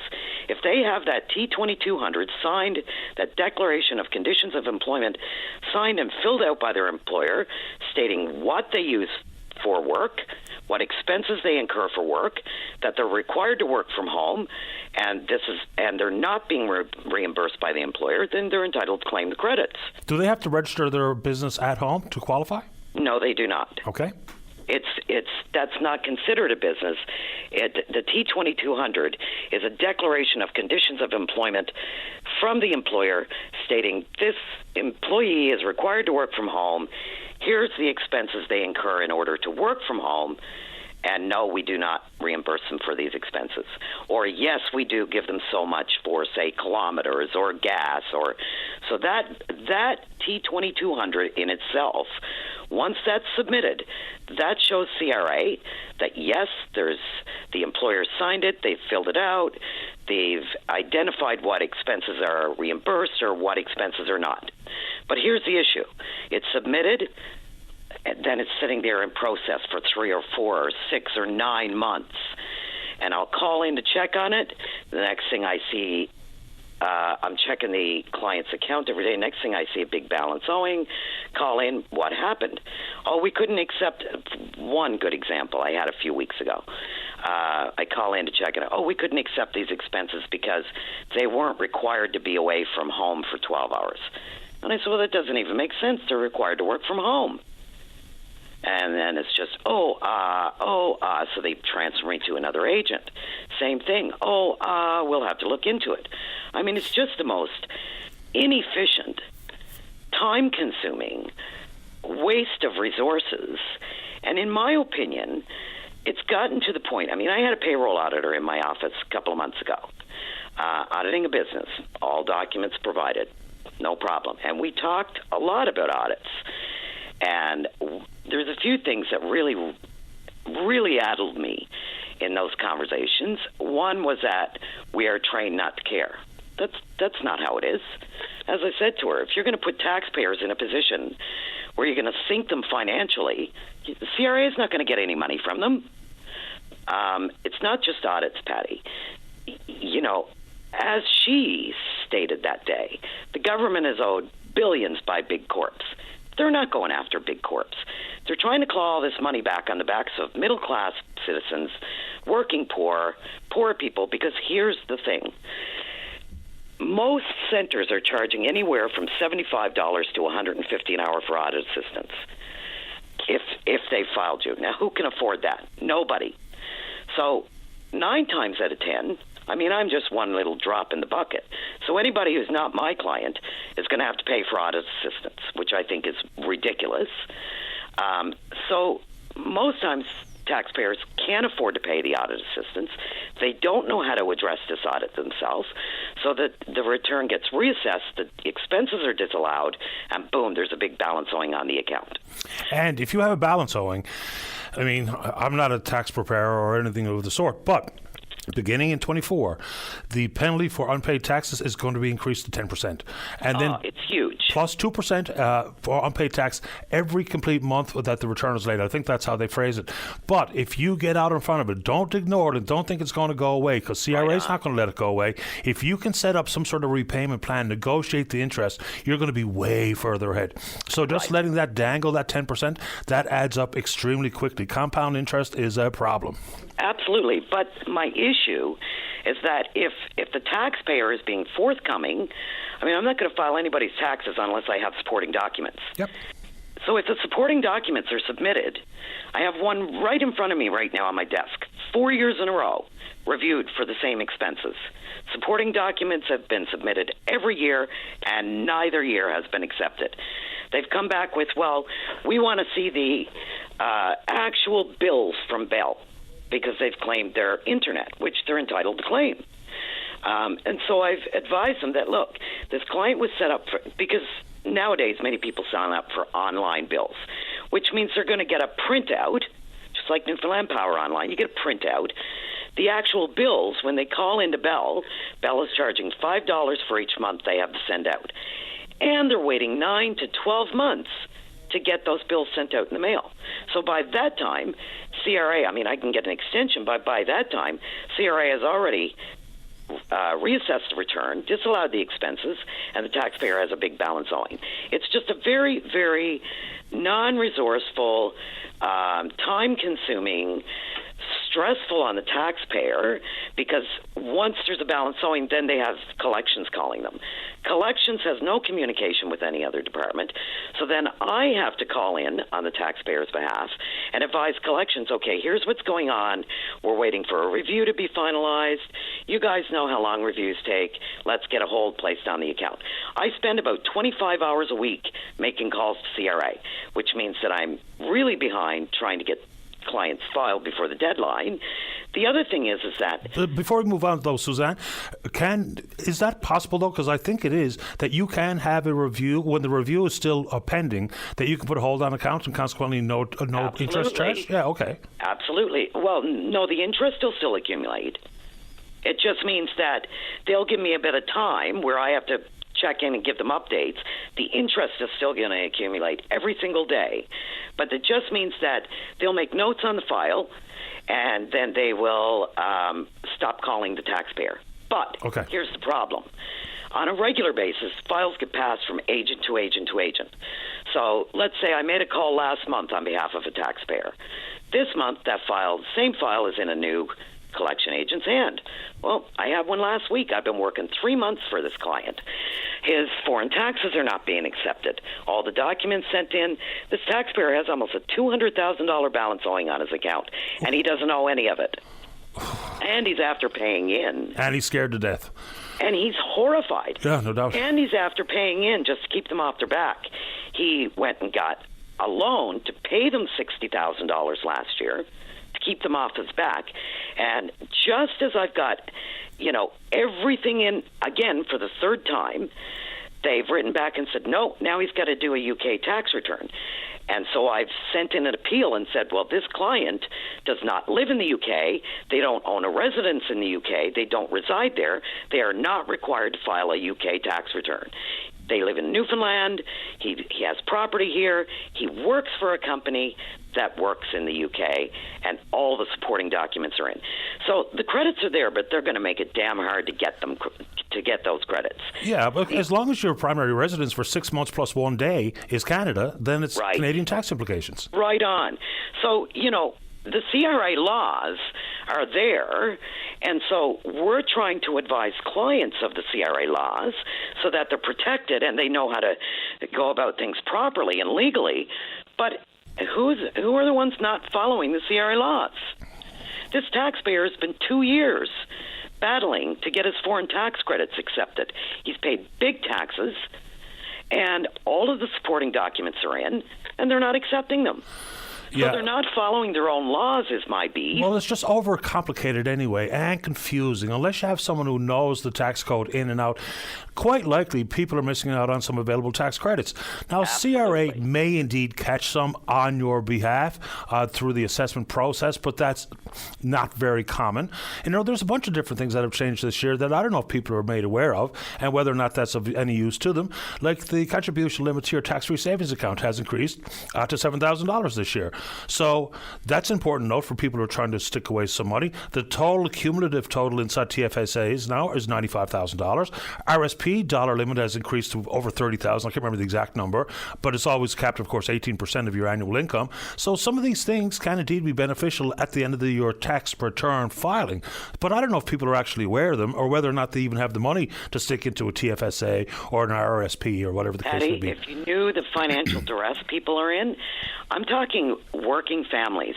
I've had in the last 6 months, I don't know how many people have come to me. People are filed incorrectly on a regular basis as well because they're not availing of any credits. For example, I had a business person come to me, works on commissioned income, makes good money, but stopped filing in 2016 because he couldn't handle the $70,000 to $90,000 tax payable every year he was filed. He was only bringing in $140,000. So as soon as I look at that, $140,000 income, $70,000 to $80,000 payable, that's incorrect, obviously. When you're commissioned income, you have a sole proprietor business return done, and there's a number of credits you're able to claim against that commissioned income. He was availing of none of them. He was not filed correctly. So, of course, I do a refile. And what happened was, because he stopped filing, then CRA arbitrarily filed him, of course. He's had a garnish on his wages since 2016. He lost his home. People are in financial duress on a regular basis because of being filed incorrectly, because they're not informed. They don't know their rights. And it's really bad. And it needs to come out in the public. It's really bad. And so on a regular basis, senior citizens are being taxed to death. Veterans who are living on disability pensions are being taxed to death at tax time. In my opinion, somebody goes to war and fights for my freedom. We should be here shining their feet and kissing them forever, not taxing them $10,000 on a disability pension every year. It's just out to lunch. It's not sustainable. It's really bad, and I don't know where to go from here. I've got a letter gone to the board of directors for CRA. All I'm asking for is policy review and change. Let's make this system so that people know their rights. For example, if they had a system whereby industry sent in a list of employees who are required to work from home. Let's refer to that list. Okay, this company works. They have all their employees working from home, or the social insurance number shows here this employee. What a savings in time and resources that would be. They can refer to this list.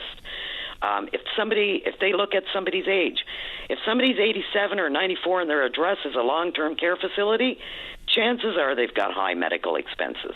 Yeah. What are we doing that senior citizens with dementia and long-term care are being audited for medical expenses on a regular basis?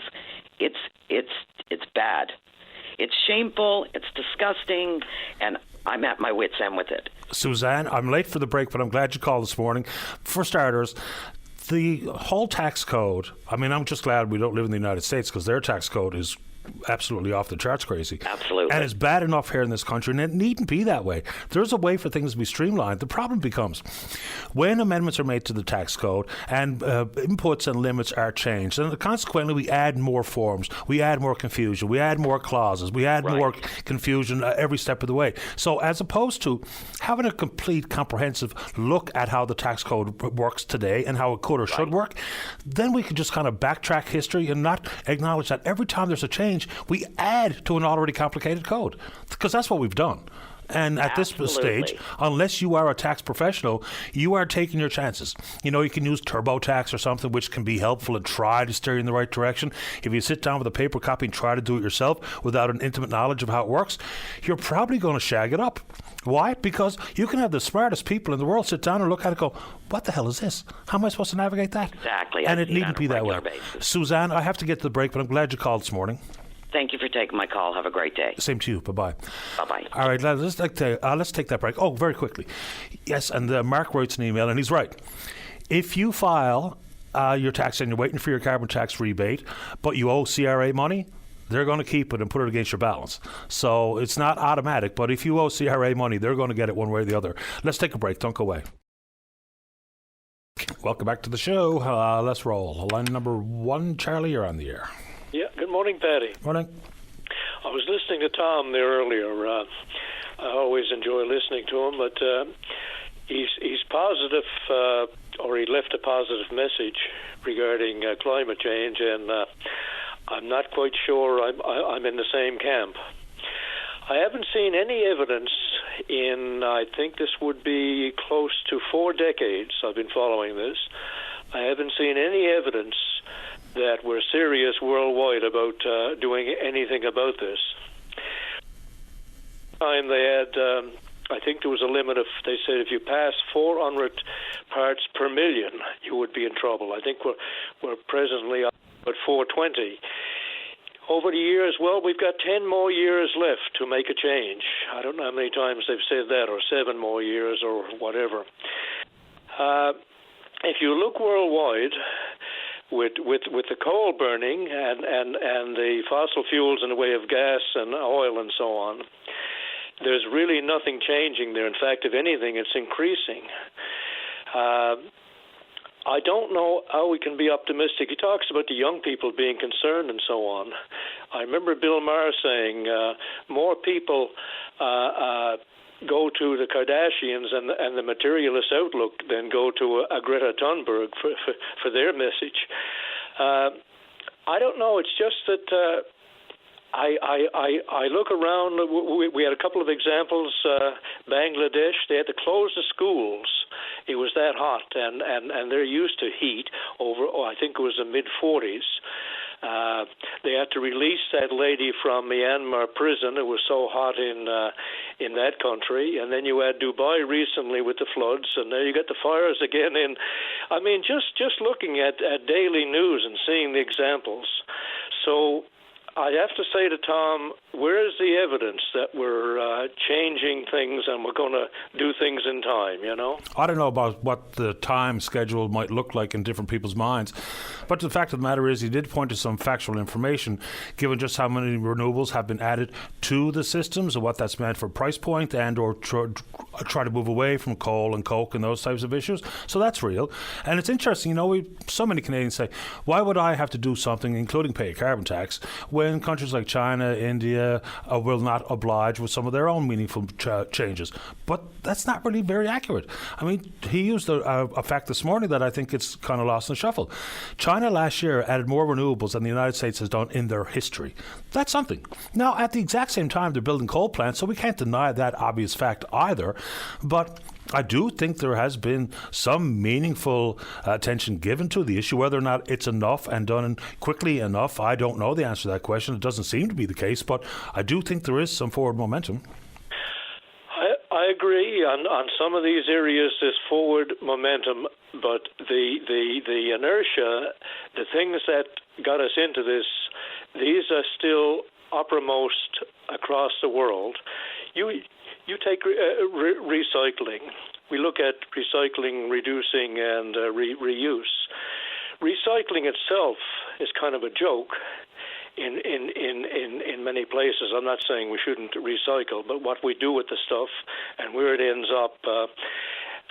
The main two, overconsumption, reducing, reusing, we don't really follow these at all, and that's where the savings really would be in terms of resources.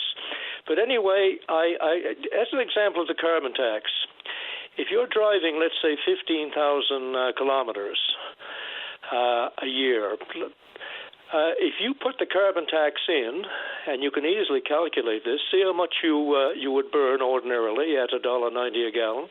Put the carbon tax in, and you'll see that your price per gallon then is very, very low. In fact, in my case, it probably pays for my gas. Yet we see people choosing to drive trucks when they don't need them, or to drive large SUVs and so on, and they complain about the government and the carbon tax. They don't look at their own choices. I can understand people who need these vehicles to do their work, but to make a choice for just driving around or going to the grocery store or having it parked in your driveway so somebody can look at it and say what a great vehicle. I mean, that's the kind of world we live in. The tipping point, Patty, I think was passed about probably 20 or more years ago. But anyway, I'm not saying we should stop our efforts or anything like that. I agree with Tom completely. There's positives on the go, but I don't know if they outweigh the negatives. In fact, I think they don't. Anyway, I'll leave it at that. Appreciate the time, Charlie. Okay, sir. Take care. Bye-bye.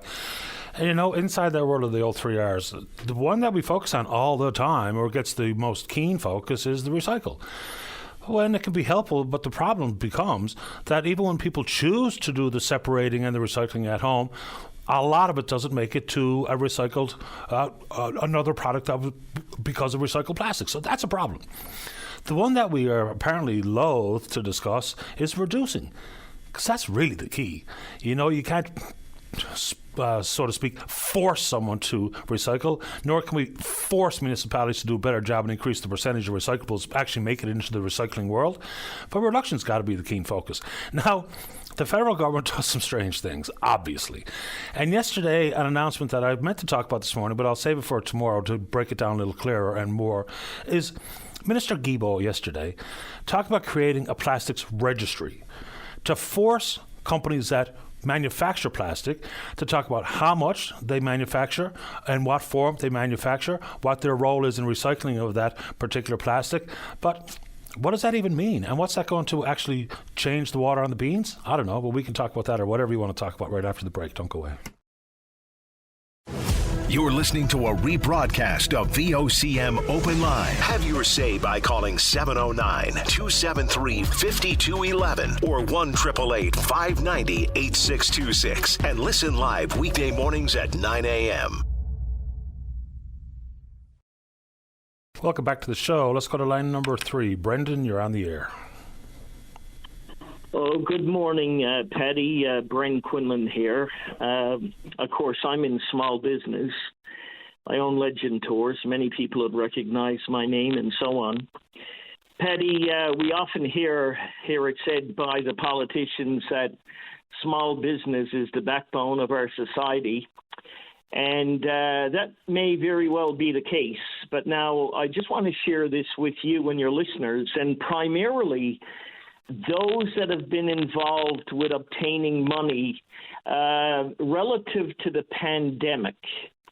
Now, we opened our building on Water Street in February of 2020. We closed this building in March of 2020. We had to avail ourselves of the programs the government had established. We had made an investment. Our money was gone. And so we had to do the best we could to move forward with the business. Now, I can understand why thousands in the country have declared bankruptcy. So I want to share this with you and your listeners, and primarily, again, the small businesses. So we availed ourselves of the money that we could obtain. If you got, if you got 40,000, you pay back 30. If you got 20, you pay back 10. So a total of 40,000 has to be paid back. Well, that money started to be paid back in February of 2024. Now, I knew we had to pay it back, and we were wanting to move forward with what we're doing, and there was no ifs, ands, or buts. The government wanted their money back, so we had told our bank, start making the deductions. So we're paying $666 a month for 5 years. Now, the interest rate, I think, is 10.5. And I thought it was going to be less, but apparently it's not. It's 10.5. But here's why I'm calling. In 3 months of making payments, February, March, April, we've only made 3 payments to the bank. And so far, the interest on the 3 payments is $922. Yikes. It's bizarre. So, inside of that world of the forgivable portion, there was, of course, a deadline. It was extended, but it still meant that plenty of small businesses did not have the money to come up with the payments, so they qualify for that forgivable amount, which has been a problem. I haven't seen the final tally there, but we heard lots of consternation and concern coming from the CFIB about it.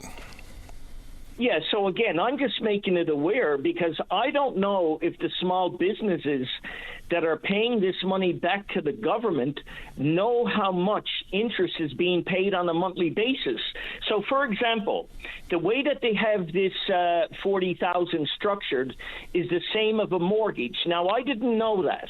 I just assumed that they were adding their 10% to the $40,000, and over 5 years, 60 months, I'm going to be making the same payment every month for 5 years. That is not the case, and I don't think people are aware of that.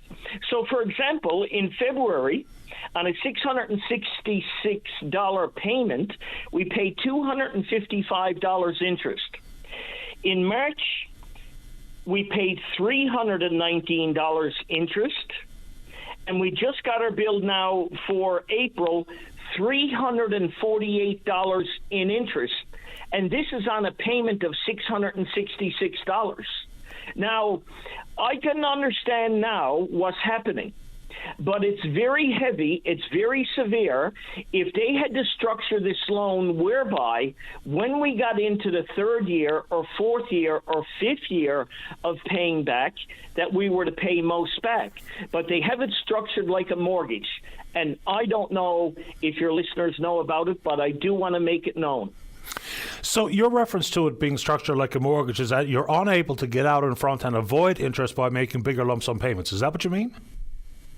I guess that's how it is. Like, what they're doing is, up front, I guess for the next 24 or 2.5 years, you're going to be paying the bulk of the interest.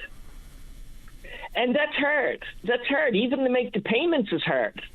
So I guess my point is if they had to structure it a bit different, whereby, again, say you got into 2.5 years down the road, or even 3 years or 3.5 years, and they said, well, okay, this is how it's going to be. You're going to be paying these heavy costs then rather than now.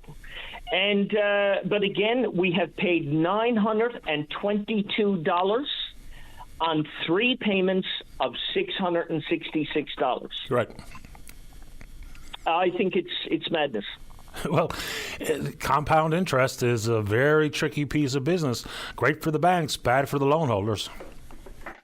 Yeah, and again, I just wanted to make it known because when our bank statements were coming in, we seen where they were debiting for the $666, and under it, we used to see, again, like one was $255, one was $319, one was $348.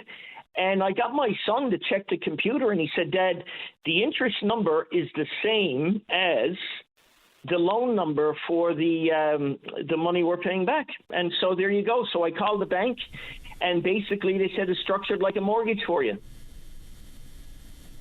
Yeah, so I guess that means how I described it. I assume that does. Yeah. But it's again, I don't know if people know this, and we're willing to pay back. But again, we are paying at 10.5%, and most of the interest is all being paid up front, which doesn't make it easy for those coming out of a pandemic. And I mean, again, we only opened in February of 20 and closed in March. Understood. And I would imagine most small business owners have understood that implication because they see their statements. They know how much they're paying against the principal versus what they're paying on interest. Well, I would think so, but again, just looking at it, I mean, at those figures, I mean, they're well getting money back, I guess is my point, and the banks are reaping the benefit from it. Yeah, no doubt. Of course they are. Yeah. Anyway, I just wanted to make it known, and maybe somebody else might have something to say about it, but that's what I had to say. Before we let you go, how's the summer looking for you? It's looking good. Tourism is a great industry for all of this province, not just St. John's or the Avalon, but the entire region. People love the place. We're dealing with, I would say, over the past month, we've had a couple of 100 tourists already in our building on Water Street, and it's really remarkable. People are coming from all over the world. There was 2 here yesterday from Texas, and of course now they were just refueling their jet at the airport, but it was their first time here, and so it's great. They love Newfoundland, and we keep working at it. Yeah. Well, good luck. Hopefully, you have a great summer. Thanks, Patty, and you have a great day. You too, Brendan. Bye-bye. Bye-bye. Yeah, they are going to want to get their monies back. Of course they are. And, you talk about repayment and loans, and let's just talk about credit cards for a second. We know people really do have some pretty hefty credit card balances across the country. Canadian household debt at an all-time high. Servicing our debt, and for every dollar in, we're paying about $1.83 to service our debts, which, of course, includes credit cards. Credit cards are amazing. So if you had a $1,000 minimum, a $1,000 balance on your credit card, paying the 19%, if you're only making the minimum payments, which are about 1% of your balance, you're going to take somewhere in the neighborhood of 342 months to pay off your credit card. I mean, a $1,000 balance, 342 months. Absolutely extraordinary. And in the world of the government going to get their money back no matter what, a lot of it comes with the lack of oversight and monitoring regarding pandemic payments or pandemic benefits. Look, I guess the government thought, well, we need to do this quickly, swiftly. Let's get the money in the hands of Canadian individuals and businesses. All right. But as a result, $4.6 billion was paid out in pandemic benefits to people who are, or individuals or businesses that were technically ineligible. So consequently, the need to try to recover some of that and to deal with the egg on their face is very real. Inside the world of CERB, which was a problem, I mean, there was a bunch of confusion surrounding who was actually eligible for it. Now, there's plenty of Canadians that they willfully and purposefully applied for it, and they knew full well they were ineligible. But lots of self-employed people did not know, because it was absolutely unclear whether or not they were going to be eligible and consequently have to pay it back when deemed ineligible. Inside that world, there was somewhere in the neighborhood of $650 million paid to teenagers at the ages 16 and 17.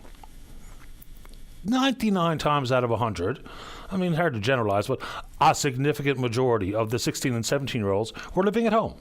And yes, they may have had some of their hours compromised wherever they had a job, whether they were working part-time or otherwise, but they applied for the CERB. And then how many people who got it, including young teenagers, knowing that it was a taxable income, did not set aside the amount of money required to go ahead and pay the tax on $2,000 per month? So, yeah, lots of money went out the door. I mean, hundreds of billions of dollars went out the door in pandemic supports, and now as a result, government's coming after people. I mean, the CERB clawback has been very real. In some circumstances, it's making a bad situation even worse because government wants some of that money back. I get the thought amongst Canadians saying, hey, you shouldn't have got the money, you got to pay it back. Fair enough. But we really do have to look at what that means for individuals, say, for instance, on social assistance, and they got the money, and now they're paying it back. And so their already bad situation is absolutely demonstrably worse.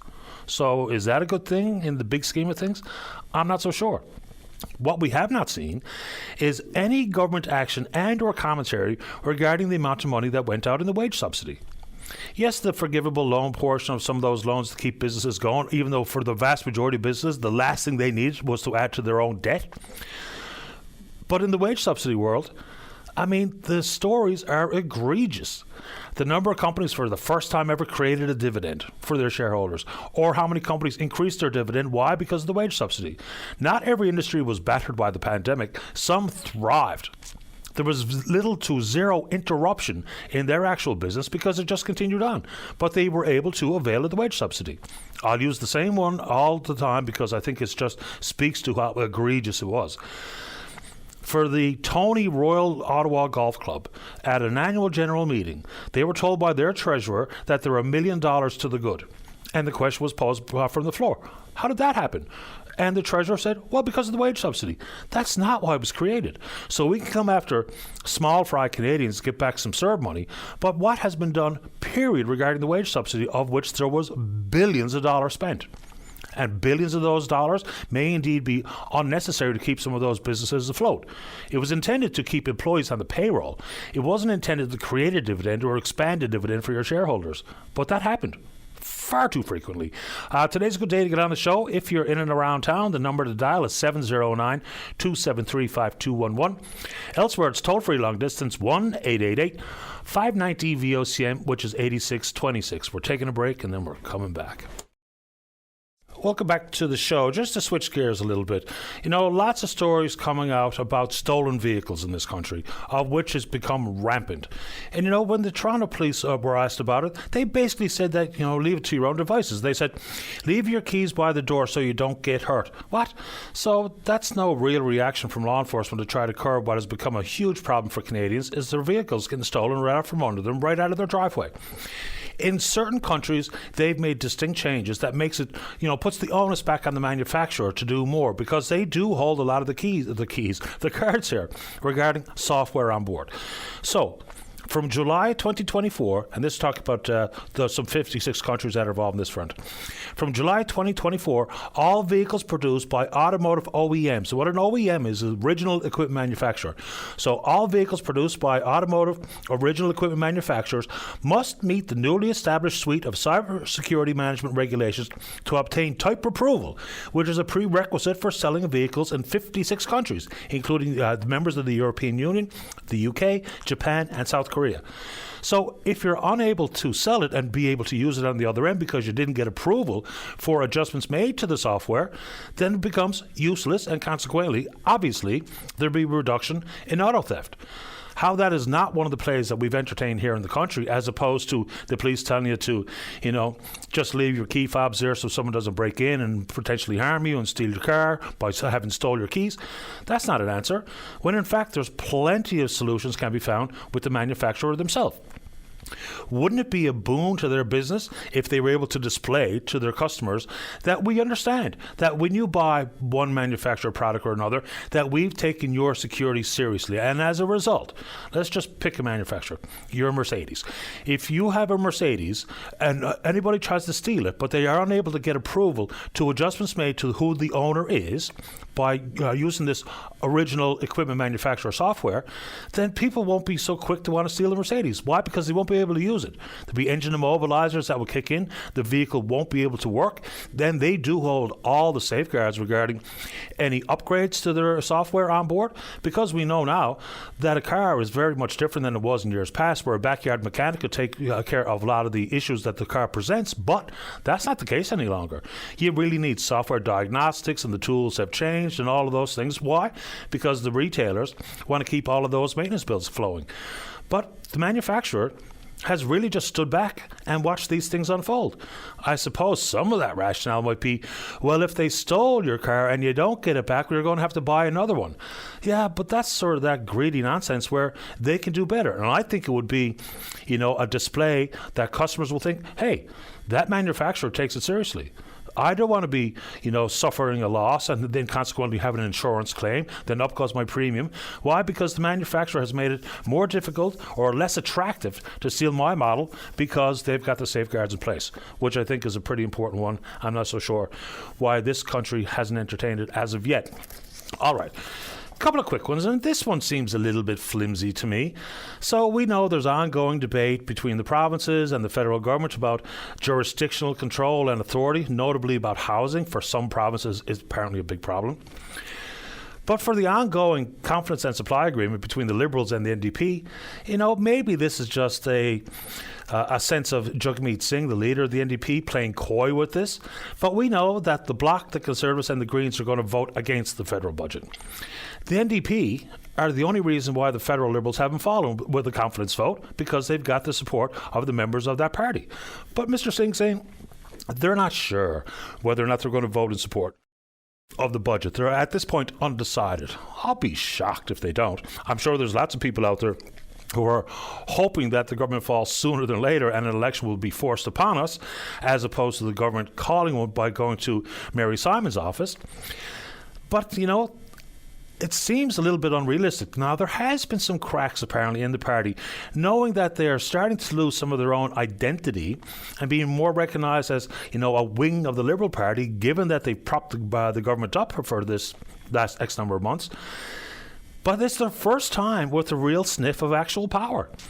You know, even when they were official opposition in the Parliament, that gave them just that title, as opposed to any real meaningful power, which has been absolutely manifested itself in a couple of big things, or maybe more than a couple. They were certainly driving pharmacare.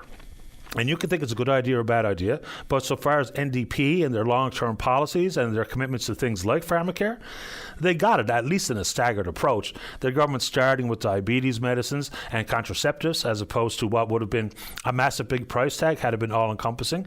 Still a fair debate as to whether or not, you know, government money's flowing federally to the provinces to complement their already established pharmacare plans regarding diabetes medication and or contraceptives. And then the dental plan, pretty much driven by the NDP once again. And maybe we should dig into the dental plan, because there's still plenty of people wondering what is going on here. You know, who's eligible? How do I apply? What's the process? Maybe we'll get into that after the news break, because I do think there's still plenty of people who aren't really sure. The coverage is going to start next week. So whether it be the numbers of dentists and hygienists and denturists who have signed up, even though the government, in some confusing, vague reference to the fact that your professional doesn't have to sign up for you to get covered. Not so sure how that works. But still, massive big questions in that. But that was an NDP thing. The NDP also, even though the federal Liberals had committed many times in the past to create a national school lunch program, because we were the only country in the G7 without one, and now that's happening. Going to feed an additional 400,000 students. Apparently, in some people's minds, that's a bad idea. But that was also driven by the NDP. So where their proximity to power, it's hard to see that going away. I'm not so sure they're thriving in the polls, even though I take the polls with a grain of salt. You know, the snapshot in time can tell some of the story, but not the entire tale. So they say, well, we're not so sure if we're going to support it. And I guess we'll all find out at the same time, but that's also part of the national conversation. And inside of that $535 billion in the federal budget, we haven't even had a whole lot of traction on the show about what it really means for individuals. Yes, we've had some calls about the disability tax, the disability allowance, which is pretty small number, $200 a month. Advocates were looking at $1,000 a month. That's an issue. And in talking with Suzanne, the tax preparer, not long ago, you know, even people trying to apply for the disability tax credit, which you have to be eligible for and have been given approval for before you're eligible for this disability benefit. So there's still lots to consider on that front. Let's check in on the Twitter before the news. We're at VOCM Openline. Follow us there. Email address is openline@vocm.com. Okay, very quick. And this is from one of our friends, Joe, who is an actual mechanic. He said things are changing on we're talking about cars, the ability to repair a car. Things are changing on the technician side, too. The scan tool manufacturers are pulling software for programming keys until you meet guidelines. Also, car manufacturers are adding timers to key programming so the car can't be stolen in seconds by programming new keys. Fair ball. I appreciate that info, Joe. Let's take a break for the news. When we come back, Robert, you're next. Don't go away. The Tim Powers Show. Join the conversation weekday afternoons at 4 p.m. on your VOCM. Welcome back to the show. Let's go to line number 1. Robert, you're on the air. Good morning, Robert. Paddy? Yes, sir. Listen, a couple of months ago, it was broadcast on your radio station that the recyclables were going up 5 cents a recyclable. But go to the bottle depot, they don't know anything about it. Nor do I. Oh, well, must be false news somebody gave out. Well, I don't know where that information would have come from. If someone in the newsroom is listening and can give me some information so I can share it with you and the listeners, I'll be happy to do so. Yeah. And another thing I'd like to ask you, I'm on the line with you, is that what have you been hearing with the Seaman Airport? Is it on go? Is it kind of quiet since we brought in 3 new councillors? Not a sound. Yes, and I don't know what information we'd be able to get from the councillors, but we should be able to get some information from the Diamond Group of companies, including Mr. Diamond himself, Because, I mean, there were some pretty lofty promises made, and at this point, people, I think, are understandably and justifiably skeptical about what's happening, because other than some work done on the runways, which came from federal government money, then we haven't heard anything. Like nothing. He was talking about cargo, drones, and numbers of jobs in the fire hall and community investment and bringing back some more commercial traffic and all the rest, but I don't think anything's happened beyond some runway upgrades. I don't know who's the biggest dreamer, Tom Rose or Diamond. You go around an airport, it's not a thing that you can see down there. Dead, quiet. Absolutely. You know, just some medical flights in and out, but other than that, I don't really know what lands and takes off from Stephenville Airport, but it's a good question. We haven't talked about it much lately. Why? Because there really isn't much to talk about. I mean, you know, we've heard the story about how he got some of the monies to pay off that outstanding liability, and we thought that was sort of the beginning of the next phase, but the next phase has never come to pass. So at this moment, they've been promises, but yet to be activated. You know, at a time, somebody, one of those guys, you know, come on and speak and tell the people what's going to happen. They were all there to talk about it when the airport was going to be on the go, but now there's nothing.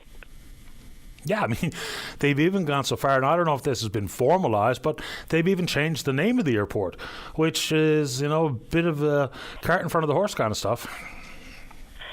Yeah, that's all big sign up, nothing happening. No, not to my understanding. Beyond the runway, I don't know if there's been anything advanced at the Stephenville Airport. And regarding Tom Rose or anybody else, I suppose when the town was saying, you know, quite clearly that they were arriving at the end of their opportunity to financially support the airport authority, that when someone comes knocking, maybe there's a sigh of relief, and or the promises sound so good that they're hard to avoid. Now, Mr. Rose had an ex officio position on the board at the airport authority, was not a voting member at the time, but certainly quite vocal in his support for Mr. Diamond's plans. But you're right, we had the by-election out there for 3 different candidates. I haven't heard a peep from any of them, including a former mayor who won a council seat out in Stephenville. Maybe it's time for a follow-up, but more importantly, we'll see if we can't get any information from Mr. Diamond himself, because the councillors are probably as in the dark as we are. Yeah, because like I said, there's nothing going on, and people are looking forward to the summer that they can get flights out of Stephenville to the mainland. Nothing on that, not a sound. I mean, what are they waiting for? I can't think off the top of my head about any of the announcements I've heard regarding commercial service, but I know Deer Lake has had some good news in the recent past. St. John's has had some good news in the recent past, if air access is of importance to any individual listener, but I can't recall any Stephenville announcements at this moment. I think this fellow Diamond is a bluff. People are calling him that. Right until now. Pardon? Yeah, it's a pretty common sentiment. People are saying exactly what you're saying, and I guess the proof will be in the pudding. If Mr. Diamond or anybody else, including Tom Rose or anyone else who's in support of this purchase, unless they are going to see some action, then people are going to obviously think that, you know, these were empty promises, because we just haven't seen any action, and that's undeniable. So if there's something coming that people want to make us aware of, including Mr. Diamond, he's happy to join us on this program, or he's more than welcome to join us on this program to tell us where we are, because he got nothing to talk about. Maybe not. I mean, even the money he got no money. Well, to settle the liability, he borrowed money from a guy who won the lottery, which is not necessarily a traditional avenue for borrowing. Mm-hmm. I heard that. Yeah. And it's you don't see Mr. Reesley down there doing that. Mr. Reesley is on the way up to the top, not to the bottom, to the top. Now, he comes from a little different set of circumstance than Carl Diamond, I would think, given the fact that Mr. Risley is a billionaire to begin with. His successes have been very real, and so consequently his access to money... I agree with you on that, Patty, but what I'm saying, when Carl Diamond came to town, the sky was the limit. Right? Yep. Sky was limit. You give money to different places like the food banks and all that kind of stuff. I'm hearing lately that they haven't got all their money from him. I don't know if he followed through with the various pledges, but fair enough. There was an awful lot of promises and not a whole lot of delivery at this point. Yeah, it was nothing. Zero. All zero. See, that airport, in my opinion, is a pink elephant. Nothing going on down there. There's more going on in a chicken coop for 2 people. Not 100% sure what that means, but I'll take it. It's a funny visual. Appreciate the time, Robert. Anything else this morning? No, that's it, Paddy. Thanks. Have a good day now. Same to you. Take care. Okay, buddy. All right, bye-bye. Yeah, I mean, and, in reference to John Risley, his access to and knowing where to turn to borrow this type of capital, because we're talking billions of dollars if all three phases come to pass on the Port-au-Port Peninsula. And World Energy GH2 is bigger than what this proposal here is in this province. I don't think many people know that or understand that, because they have big operations in other parts of the world, including what I think is in California. I can't remember what town. And this is about sustainable aviation fuel. So, and that's using commercial aviation. They've got a major league footprint down there in California at this moment in time, and the plans for expansion are also enormous. They're talking about quintupling production at that commercial aviation fuel facility. So they're talking about expansion that is about $3.5 billion. So it's not like his onshore wind to electrolysis to ammonia for export to Germany. They've already got some pretty big businesses going at this moment in time. So inside the quintupling of production, I think it was 5,000 barrels a day to 25,000 barrels per day. So not a small affair, period. So that's what makes the whole concept between, if we're trying to do a comparison between Carl Diamond and or John Risley, whether or not you appreciate the man, whether or not you like him or loathe him, is pretty much irrelevant when we talk about access to capital. Now, they have struck a deal for the Port-au-Port Peninsula project with a South Korean company, but that was pretty small money. They have secured a $128 million line of credit with the federal government. Also, in relative terms, pretty small money when we're talking about $12 billion to build the entirety of the project. And even some of the questions that people have, all the same ones, and they're good questions, is, why here versus build closer to market? And in this case, it's Germany. Why? Because the memorandum of understanding has been signed between the province and John Risley's company and Germany. There are big questions about business model. It's not up to me. It's not necessarily my concern, although I'm in regarding my federal tax dollars. And he's going to qualify for some pretty significant tax subsidies. But even the cost of green hydrogen on the other end. And the word green is attached to this particular play because we're using renewables to create the hydrogen. That's how they deduce it. So there's yellow and there's green and there's blue and there's other designations of hydrogen, but green is basically because of the use of renewables, in this case wind. The Germans also acknowledge that the end product may indeed be pretty expensive. And what they've done is they've set aside $1.2 billion to subsidize the use of green hydrogen on the other end. Then there's ongoing conversation, and I'm trying to find out more information all the time about building the offloading infrastructure. We know it's going to begin being offloaded in the port of Rotterdam, one of the biggest ports in the world, before it makes its way into Germany. They are working towards the required offloading facilities in that country and the infrastructure required to utilize green hydrogen. So there's still a lot of unknowns here, and it's kind of gone off the radar a little bit for some. But just a reminder that World Energy GH2, this is not all they've got going on. They've got some significant business in other parts of the world, notably in California. Let's check in on the Twitter. We're VOCM Openline, you know what to do. Email address is openline@vocm.com. When we come back from this final break of the morning, plenty of time to speak with you. The topic is entirely up to you. Don't go away. Welcome back to the show. It was one of the conversations we had yesterday on the program regarding the results of a court proceeding in the province of Ontario. It was a first-degree murder charge and other additional charges levied against Umar Zamir, his role in the death of a Toronto police constable named Northrop. So he was eventually found not guilty of all charges. The prime charge of first-degree murder, then the secondary charge of second-degree murder, manslaughter, not guilty on all counts. This is a bigger story than simply the verdicts. The problem here was extremely clear on two fronts.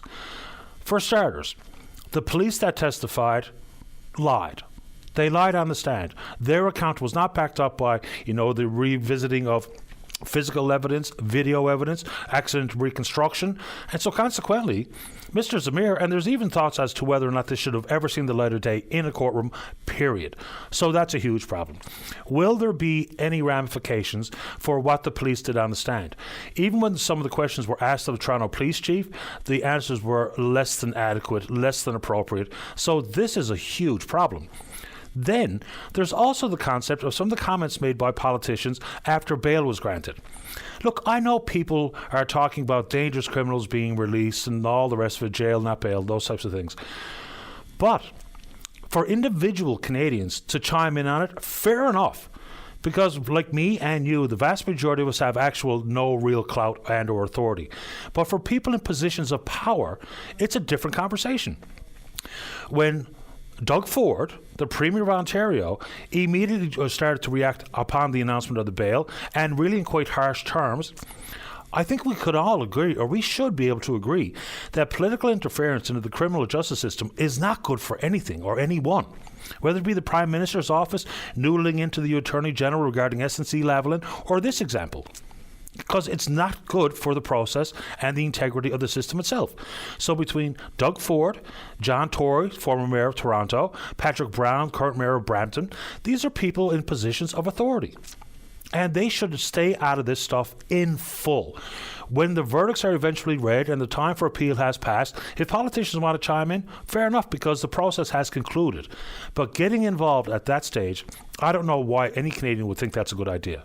Because it could be me or you next. Because when we see the perp walk and charges laid and politicians of note chiming in on the issue, that just further hampers the whole concept of innocence until proven guilty. That is a problem.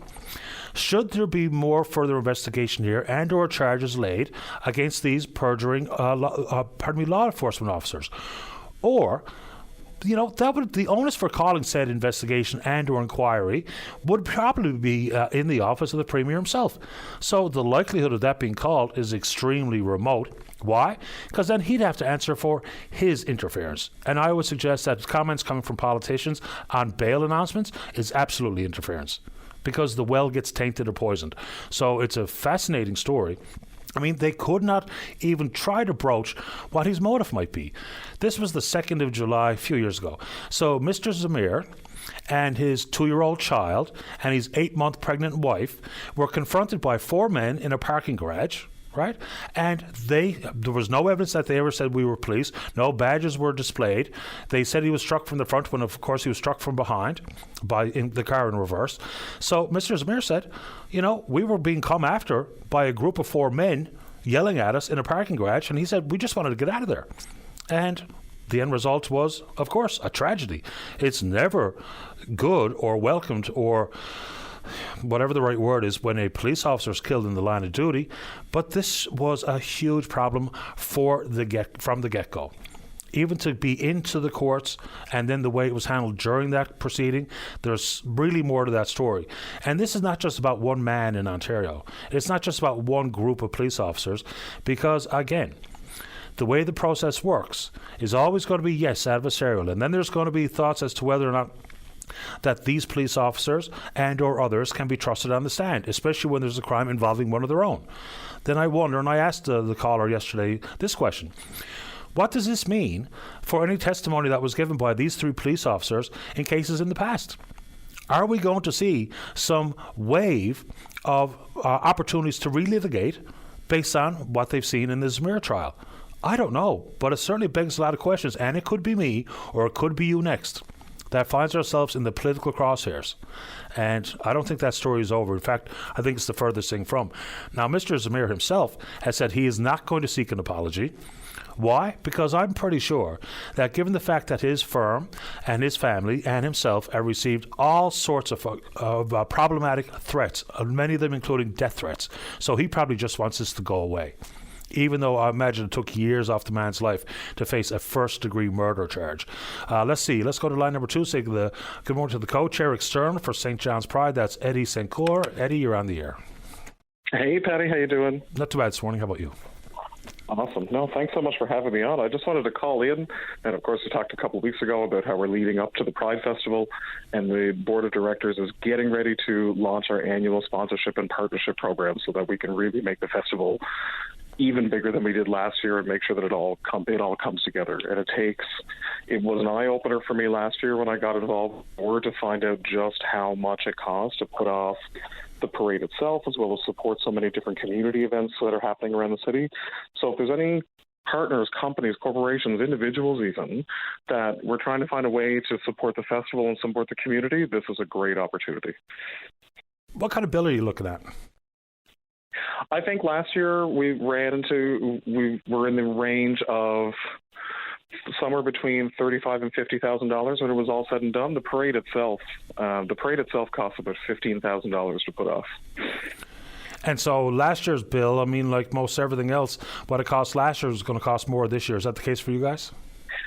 We're seeing a minor increase. We're not seeing as big of a jump in an increase as we would have expected with all the inflation. I think for a large part, a lot of that we realized last year. So the bills and the pricing that we kind of saw come in last year kind of have that inflation baked in, and we're not seeing huge jumps when it comes to things like the parade, but we are going to see jumps when it comes to things like materials, flags, food that we bring in for different events, and as well as we're trying to, this year like we did last year, being able to go to community groups that are trying to organize their own kinds of events and almost act as a funding mechanism where we take in funding from partnerships and sponsors. We then try and push it back out into the community as much as we can.